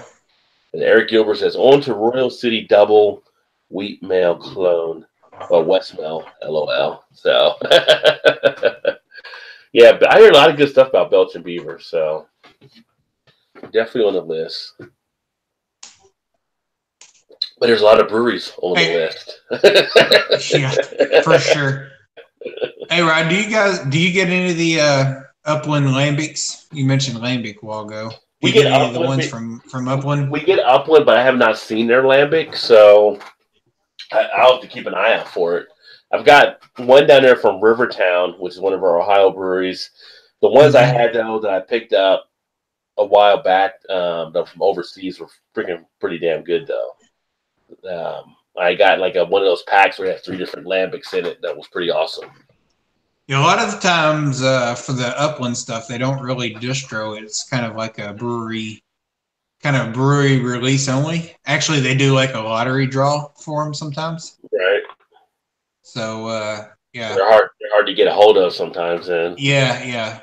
But I was just wondering, maybe sometime I can throw one of those in there for you or something. Well, if you're going to throw it in there, I'm going to argue. I mean, how much more can I hook you up? You know what I'm saying? I would gladly accept it, sir. But yeah, a good lambic is a nice beer to get for sure. What about you, Eric? Do you like lambics or no? I haven't had enough time to really appreciate them, I guess, is what it is. I've maybe had only 1 or 2. I'm curious to see what you think of the slushy that you'll be getting here on the release tomorrow of the Pina Colada one. Thanks, brother. The pineapple coconut. Oh, was that one of the ones from 450? A pineapple coconut? Yeah. Dude, I bet a pineapple and a coconut would blend well together. Yeah, it's called the Pina Colada slushy, I believe is the name of it. Oh. Do you like pina coladas, Eric? Have you had those before? I've had my share of pina coladas. Oh, there you go. So they're having 3 slushies, the triple IPA, a milkshake IPA, and a what's the other one? I don't forget what it was now. It's only 5, so they're having. I think it's another IPA. They're not doing any stouts this time. Yeah.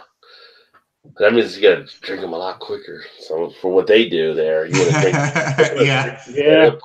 Press. Yeah, I'm already got to push up to 2 hours now for workouts. I mean, I've actually the last couple weeks I was haven't been doing as much as I've been running around doing stuff. And then it was going into Beer Fest, and it's might as well wait now until that's over. So starting to reverse a little bit on the scale. So tomorrow I'm getting back after it again. Dude, hit weights, man. Hit weights. That burns the most calories. It's just amazing how much you lose your strength from just as fast. I mean, you build up a lot quicker than what you actually lose. You lose it a lot quicker than when it takes to build up. Yeah. Kind of same way with weight. It takes a lot longer to lose it than it does to gain it, it seems. Yeah. Some good lacing there. Dude, that salted caramel, that 13-month aged, my God, dude. Oh, wow. Oh. Yeah, I wish I reviewed it now. You're like, oh, yeah. Can't go wrong with Dragon's Milk at all, period. That would have been a world-class beer right there. Yeah, the only one, I haven't had it yet, but I would still drink it, would be the orange that I heard was not as good for some people. Yeah, I heard that one that's not getting very good reviews at all. Yeah. Is there what about the banana one? Todd, did you have that one, and Rod? I've got it. I haven't drank it yet, but that's got good reviews from stuff I've seen. But I'm looking forward. I got 2 of them. I just got to drink them. I actually forgot I had this one. I looked at it. I'm like, I'm gonna have that one. So I grabbed it, and I'm glad I did because that was really good. Really I got the s'mores down there as well. So. Yeah, I do have the s'mores from the gift pack or whatever. Yeah. That Mexican spice cake. Oh, if I could ever get that again. I got one of the Thin Man beers in there too. Or Tin Man? Tin Man? Let me see which one. 'Cause I almost grabbed that one the other day to actually do a review on it. Tin Man would have been one I sent you a while back, I think. Yeah, let me see. Was it the Czar? It might be the Czar, that Czar. Let me see. Tin Man. No, I got a Tin Man. Oh, sorry, it's Thin Man. I got Forever Cordial.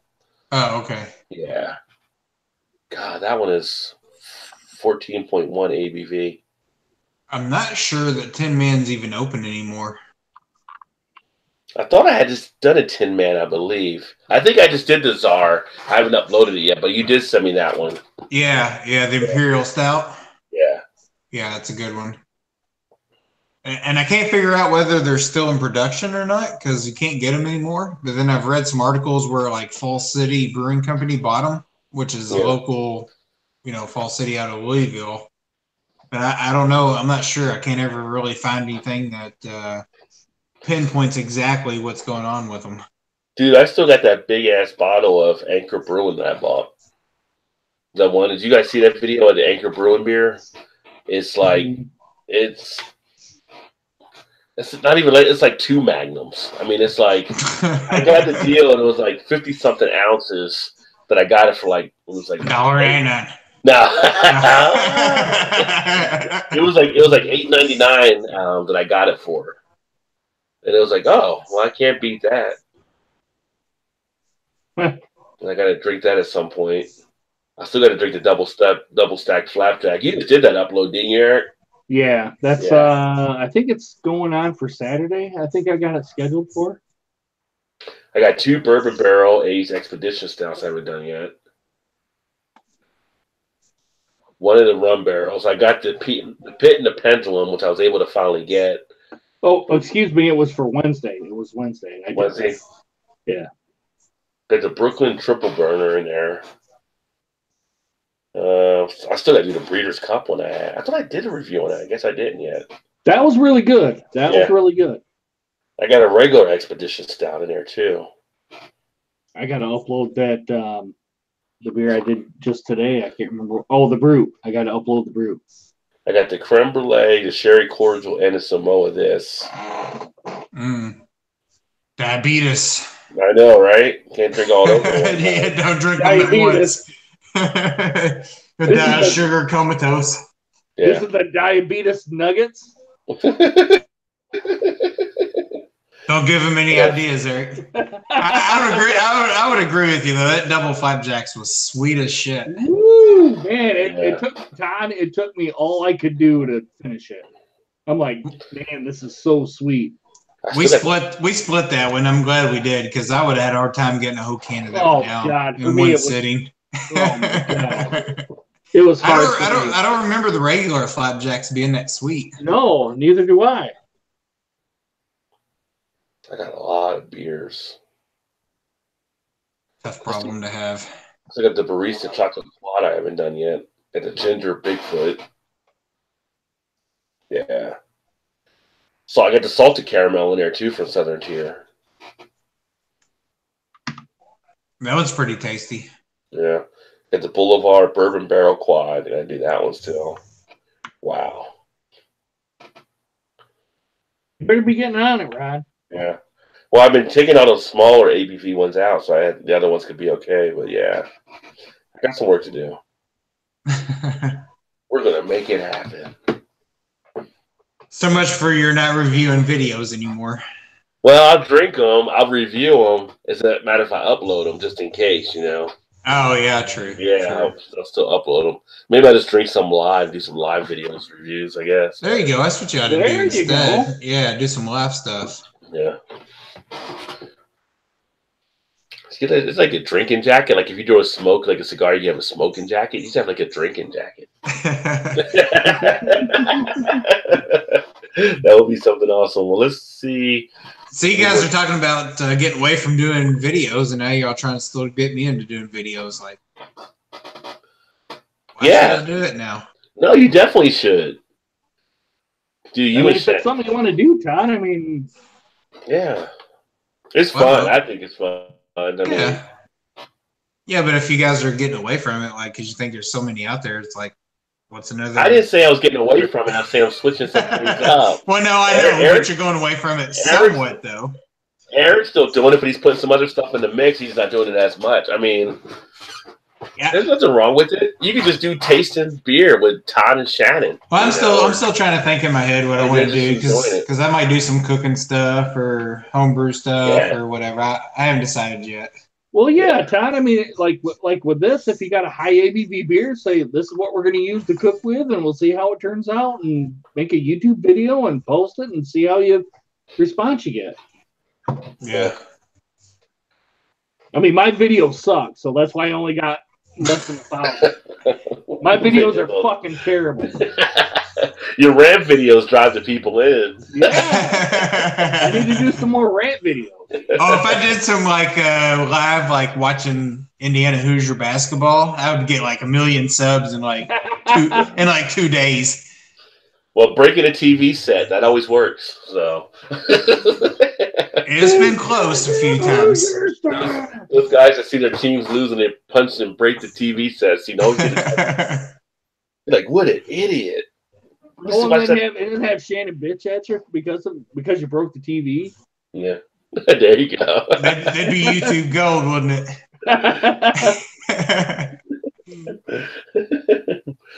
Yeah, you and Shannon, you'd be like Brad and Jessica there on their stuff. It's funny. I watched Brad's last video, and I was laughing on it. And I put a comment in their thing about Jessica. She was just like, Brad gave her a thing on the video. She's like, "What do you think about the beer?" And he's like, "Oh, it's okay. It's okay. I'm probably a 3. I think he said like a 3.5 or something." And she's like, "You said you didn't like it." Yeah, we saw that one. Yeah. And she gave like a 2.75 or something like that and everything. And it's like, I love how she just breaks down his score and stuff. It's awesome. It has a nice little tension there. It's pretty cool. We've talked about that before, but she's like, I don't know if I want to do that or not, because then I feel like I'm copying off of them. Yeah. Well, you have a little bit of a debate in there. It's funny because, for them it works because it's so natural, and if it's natural for you guys, it'd be natural too. Oh, so. It's natural for sure. We actually had an argument last night. She's like, "You always review everything and make it like 3.5, 3.75. You always make it look really good." I'm like, "No, I don't necessarily. You know, it's just." It's like if you break it down on like a 100-point scale, like or a 10-point scale, 5 out of 10, 4 out of 5 is really 80%, which is a B in school, Yeah. Yeah. So it's like if you really want to make it a true like outstanding beer, it has to be like a 4 or 5 or higher. But I know that's not necessarily how it works, but the mathematician side of me thinks of it that way. Let's see. Eric Gilbert said a little splash of Elijah Craig small batch to go with it, not the barrel proof, just the light 47% one. LOL. The light. The sessionable Elijah Craig. Like if you know a bourbon barrel or something beer, I mean, one of the things I did, and I actually learned it when I was, I saw one of the bartenders doing it at one of our places here. It's called BJ's, and it's like a brewery house and stuff. Mm-hmm. And put a shot of bourbon in a stout, and put the stout on top of it. So if you don't have a bourbon barrel beer, but you want to give that beer an extra kick, put a shot in first. So kind of like some type of Boilermaker type thing. But we have BJ's here. What do you think of their beers? I like some of them. So, I mean, I haven't really had any I didn't like. I mean, their lagers and stuff are okay, but there was one they actually had that I really liked. I can't remember which one it is, but it's a little bit bigger of a beer. I haven't been there probably in a year or so, but dude, if you go to BJ's, the beers are fine. It's the damn bazookies that hook you in. Have you ever had that there, the bazooki? The dessert? No, I have no. Oh my god! Have you seen it when you were there? I don't remember honestly. So they have a dessert at BJ's. It's called the bazooki. Essentially, it is like a cast iron fried chocolate chip cookie. Ooh, with ice cream on it? With ice cream on it. And different ones with different flavors. And I mean, it's just like, you have it and you're like, okay, I'm going to have to lay here for half an hour before we head to the bar. Does a wheelbarrow come with that so you can roll me out to get to the car? Yeah, let me see if I can see it here. No, I haven't had that. But anything like is it like a chocolate chip cookie? Yeah. Chocolate chip cookie with ice cream. I mean, how can you go wrong there? Let me see. See if I can find one here.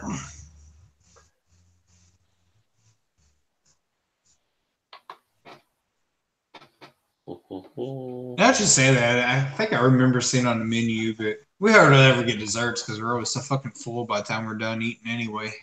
Well, BJ's, if they give you so much on the portion sizes. Yeah, they do. They actually do. All right, let's see here. If I can pull it up. So this will be like the salted caramel one.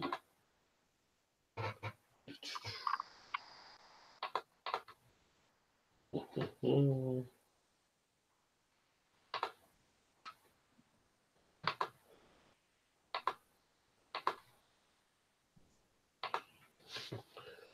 right, you can see it there. Oh God. That's the salted caramel one they have there. Yum-y. And then they have. Does it actually come like double scooped on top like that? Yeah, it can come like that. And they have some other ones like this one. That's the one. Looks like a s'more or something. What was that? This one here. Don't know which one that actually is, but it's kind of looks like toasted marshmallows on top or something. Yeah. They have this. Yes, like salted there. They have this. Yeah, just different types of. That's like an apple pie one. But yeah, just like it's freaking crazy. The different ones they actually have there. So you're making me hungry. Yeah, making me hungry, man. It's almost like you want to go and just rather wait for dessert. Like, no, I'm just gonna wait for dessert's ready. You know. And then you have something like the Bazuki with like a vanilla type or something. Oh, it just melts together. It's kind of a dessert beer to go with the dessert. Yeah, it works. It works. Richie said, "What's the brewery that does banana bread beer?" But then Eric Gilbert already said it was Wells, so that is correct. Yeah. He's saying how he liked that one. And he says, Eric Gilbert, bro, you're a beer, bourbon, and a Scotch savage.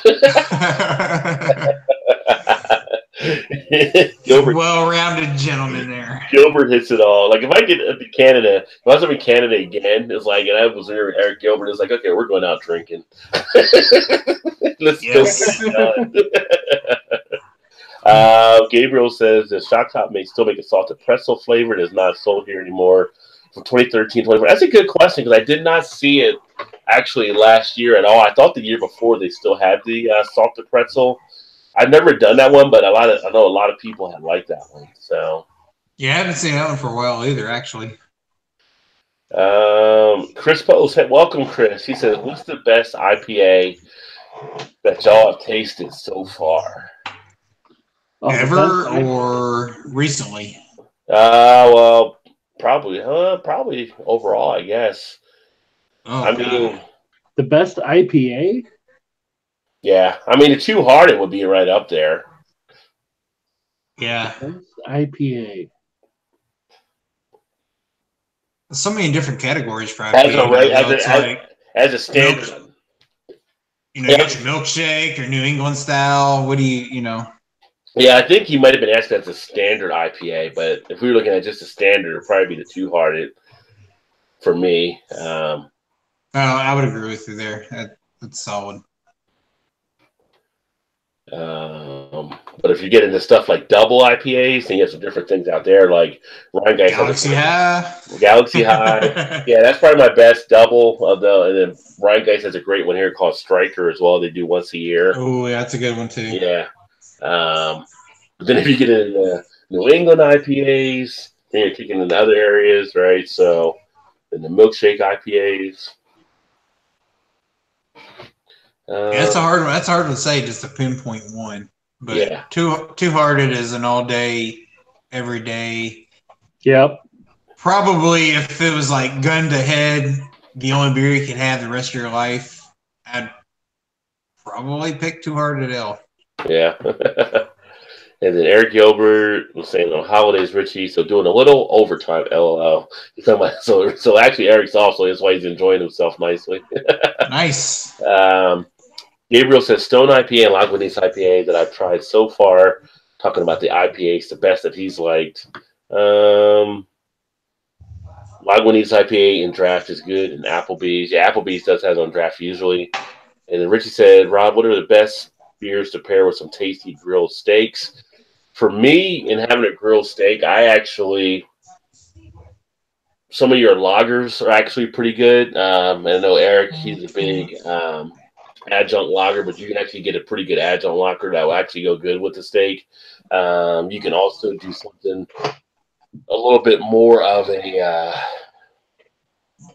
I like some IPAs with the steak, but I also am a person I can switch it up, and I can also enjoy something of, depending on what type it is, like some of the type of stouts I can enjoy with the steak as well too. Not the ones that are going to be your lactose driven, your sweet ones, your milk ones, but something maybe towards like a Guinness type one along those lines, a little bit more of that bitter and type feel. And a regular pale ale, doesn't have to be an IPA, can also go good, I think, with a steak too. Just like with a burger, having that beef type mixture. I don't know what you guys think there, but I mean, for me, I almost like an IPA with just about anything food wise. Yeah. Steak, pizza, chicken wings, whatever, you know what I mean? But I'm an IPA guy, so. yeah. And then, what about you, Eric? Anything? You're the same? About the same. I mean, usually for me it's a lager, but for an IPA, I can drink a steak drink a steak. I mean, here's the thing. With an IPA. I mean, here's the thing. Like when people are grilling out in the summer, I mean, you could be out there with a steak on the grill in that summer air and having like a Budweiser even with it. It will actually go good. You know, yeah, nice crisp lager to go with the steak itself. I've never actually really just like stopped and thought about like what beer goes good with this food. I just kind of drink what's available or what's in my fridge or whatever. I just grab, you know. I don't really necessarily just try to pair something with it. I usually do when I'm at a restaurant. If it's got like a selection of stuff, then I'll start pairing things. Like if I'm looking at stuff and it's kind of like, oh, they got this. And like if I'm at a spicy type thing, the IPA goes good with spicy food, for instance. So sometimes I may start out with an IPA with something spicy there. And it gets to dessert. If I'm going to get like a piece of something chocolate, then that, like for instance, one of my go-to at one of our places here, the fish market, you got a really good chocolate dessert there. I would get the Snowdrift Vanilla Porter. Yeah, well, that makes sense. And that would actually go very well with it. Yeah. Something along those lines. So depending on what it is, I'll try to see if I can match it up with some things. But, you know, your palate will tell you if it's a good mix or not. So yeah. Now, in saying that, I would agree with you on the like dessert thing. Yeah. I definitely would lean towards more like a porter stout-ish type beer. Yeah. And it's like if you get something like a saison, and you're having like a nice crisp, like say salad for lunch or something like that, or dinner, like you can actually enjoy a nice saison with that. It's got that nice light feel to it as well, and some of that earthiness goes well with the salad you're actually enjoying. So, you know, you just kind of experiment, you have fun with it. Chris said, nice. Anyone know the difference between the East Coast and the West Coast IPA? And Eric kind of hit that with the pine. So, you know, you have your West Coast and your East Coast. One of them is more fruitier, kind of in the citrus tropical type feel, and that's usually usually the West Coast. I'm trying to think right now. The other one is actually more piney or more traditional, like you would get in the UK, for instance, as well. The East Coast is the more piney, or the West Coast, I believe, is the more fruitier one. But I haven't looked at my notes on that stuff in a while. Gabriel says I had a Ballast Point Sculpin IPA in draft. Robin, Ballast Point Sculpin is pretty good. Actually, of the Sculpins, the traditional Sculpin is probably my favorite of them all that I've had. And Eric Gilbert says Wells makes an old school bitter known as Bombardier. Richie, also awesome ale if you like the style, and goes great with the smoky Islay Scotch. Gilbert pairing the whiskeys with the beer. Look at him. Richie says Sculpin is nice stuff. Is it at stores currently?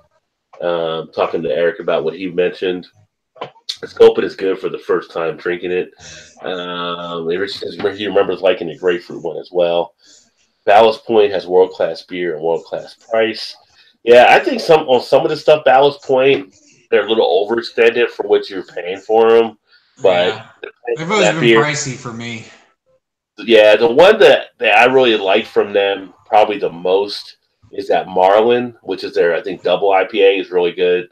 That's a nice beer they actually do. That I think that I'm always happy to enjoy that one for sure. Um, Gabriel says yes, the price, and Eric Gilbert said always available in Ontario, but I know you're West Coast Richie, so maybe a beer shop. And Gabriel said I haven't eaten at BJ's restaurant in years. I can't remember the year. Yeah, it's really good. And then Eric says, "Damn right, Rod. I'll take you to the local tap, and you will be broke going back." Oh, hell. No, because I get the Rod J deals wherever I go. Yeah, that's right. He doesn't know who he's talking to. Yeah, he doesn't know who he's talking to. Yeah. Oh, now that sounds interesting. I haven't seen that one here, but Foamy Head says he's having a Shiner S'more. So that's not. I haven't seen that one come out, and I haven't had a Shiner beer in a while, but I do like some of the beers they do. Had a Shiner back around Thanksgiving, Christmas time. I can't remember. Somebody brought over a 6-pack. It was actually not too bad. I actually used one of them for some beer cheese. Yeah. Really? How'd that turn out for you? It was good. It was good. Nice. Head coach says, "Dang, you guys are still alive." Hell yeah. He said, "Cheers for me." And then Chris says, "If there was only one beer you can drink the rest of your life, what beer would it be?" See, we always go, like every few months we go down this road. Well, we already kind of said that a while ago, I think. Yeah, I already said it a while ago, yes. For me, it'd be Too Hard to Tell if I had No. That was the best IPA that you've had. He was saying if you drank only one beer for the rest of your life now, what would it be? Well, no, and then I said gun to head. If it was the only beer that I could have the rest of my life, it would probably be Too Hard to Tell for me anyway. If I only drank one beer for the rest of my life, see, here's the thing: you have to take into account all the different seasons. You're never having another beer. You can't do that though. You got it's one time, all seasons, one beer. That's it. So it's gonna be it's gonna be able to transcend everything.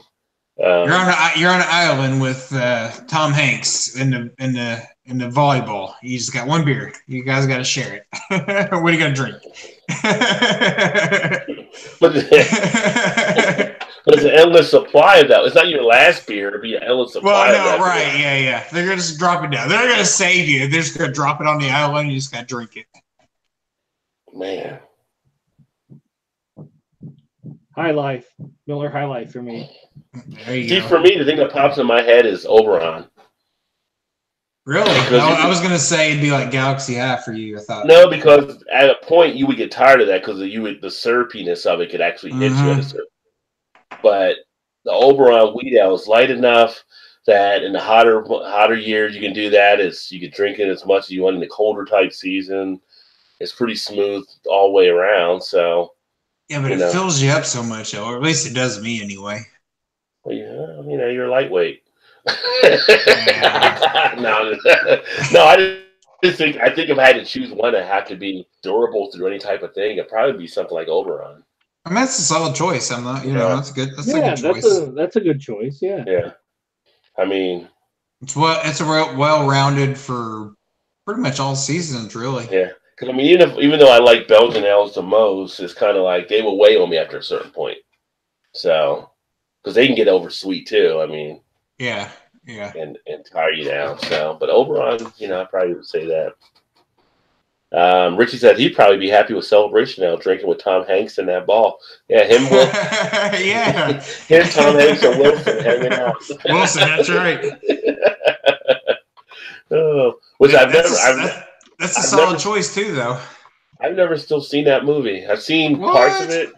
The other day, I was actually started watching it because it was on, but I had to get up and do some other stuff. But I saw up to the point where they actually crashed on the island. He crashes on the island, and starts like finding the packages he's collecting for like UPS. And I had to leave, Yeah. or FedEx, and I had to leave. Like, yeah. But he isn't coming back, and I know. And like Helen Hunt's like so long, she's married somebody else, and all that kind of stuff. So they look good starting out. I mean, kind of sucks for all the other people that weren't playing. Yeah. True. Oh, I think Eric Gilbert was saying MGD.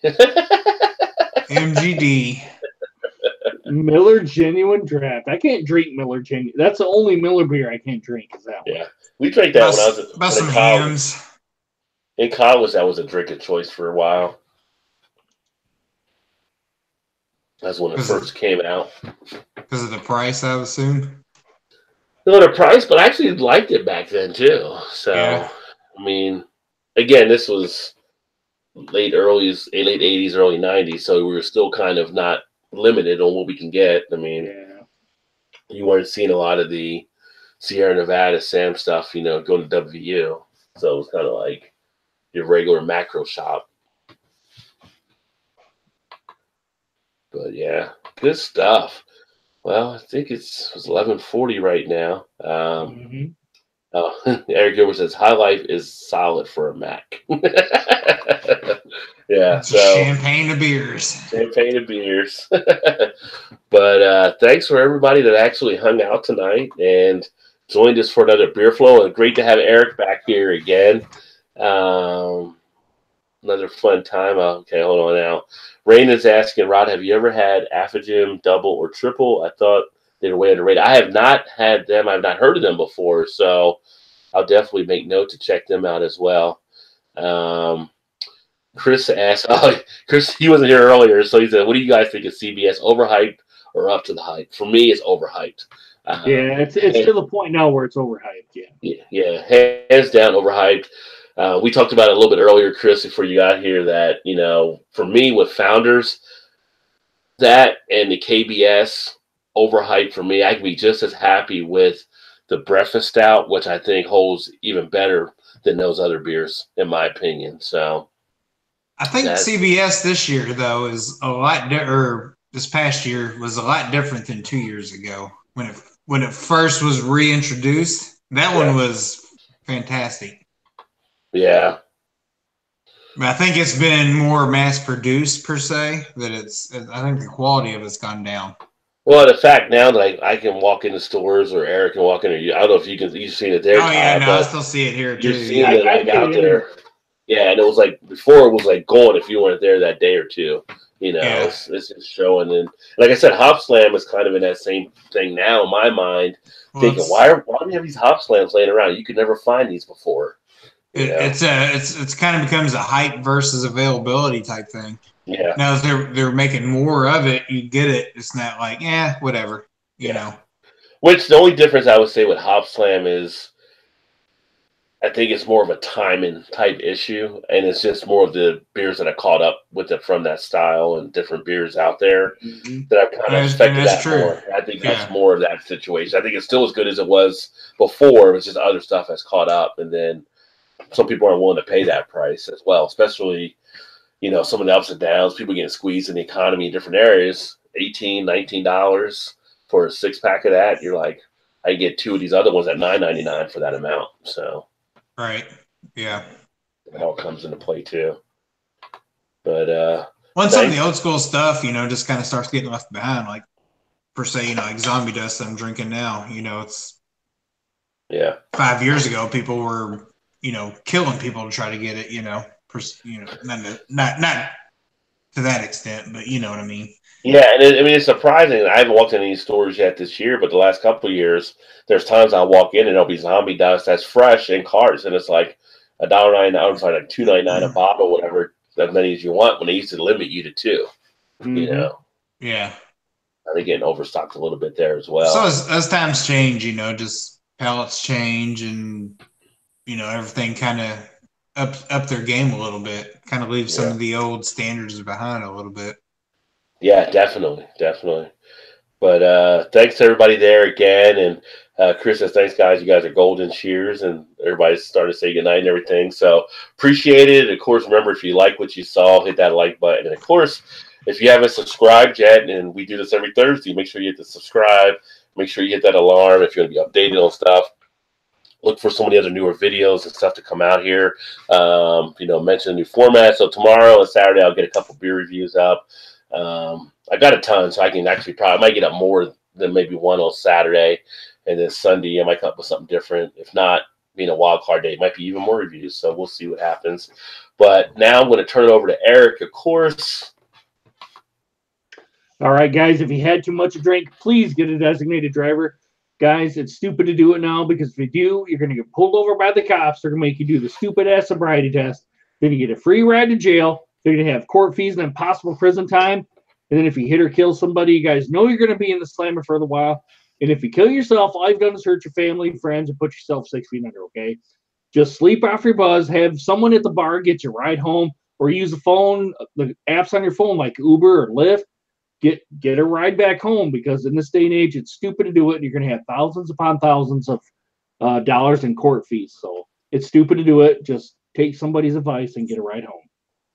There you go, because, we care. We care. And thank God Eric is back, because me and Todd struggle like hell doing the PSA. Really? You guys? Really? Well, we kind of pieced it together, bits and pieces. It's not the same as when you're here to do it. So it's kind of like, if you guys watch any of my beer reviews, I put that on every beer review at the very end. Yeah, and make sure. And Shannon always goes, "Oh, so sweet. He cares." And make sure, if you guys haven't checked out Eric's channel, to check him out, Eric Alliance Fan. He's typed some stuff in the comments tonight, so you can hit the 3 dots by his name. It'll take you right to his channel as well. But great stuff there, especially if you're into sports, because he does a lot of sports videos talking about some of the stuff. Now, a lot of times it's Detroit, so you take it what it is. But he does you do some other stuff outside Detroit, though, too, don't you? Some other sports stuff. What are you trying to say, Rod? I'm just saying, for some people that might not be in Detroit, I thought you did other sports coverage stuff as well. Some Wolverines. Well, yeah, I cover Wolverines, I cover Sparty, I cover Michigan, Lions and Tigers, and all the and Bears. Oh my! What? Because I don't know enough about those two sports to blog about anything. So yeah, but if you see something come down that might be changing something in sports, you've done some stuff. Yeah, some new NFL thing or something might be coming. You've done other stuff, as well too. So yeah, cool. But thanks for everybody again that tuned in. We really appreciate you, and look forward to catching you guys next week, if not before then. Keep drinking those good craft beers. Remember, there's always time to get your beer on. And if you haven't checked out the Facebook page, make sure you check that out too, to see other pieces that aren't necessarily videos, but written articles around the beer industry, different things that are shared there as well. Or you can check out the blog at rodjbeerventures.com. And that has a lot of the materials and all the links and all that kind of stuff there. If you're on Twitter, follow me on Twitter. Follow Eric on Twitter. We do a lot of stuff there too. So we're all over. If you just Google Rod J Beer Ventures, you'll find a lot of different things. That all being said, appreciate you. Love you. Thanks for coming again. Look for checking you guys out next week. Talk to you soon. We really hope you guys enjoy this video and hope to see you guys again soon. Deuces.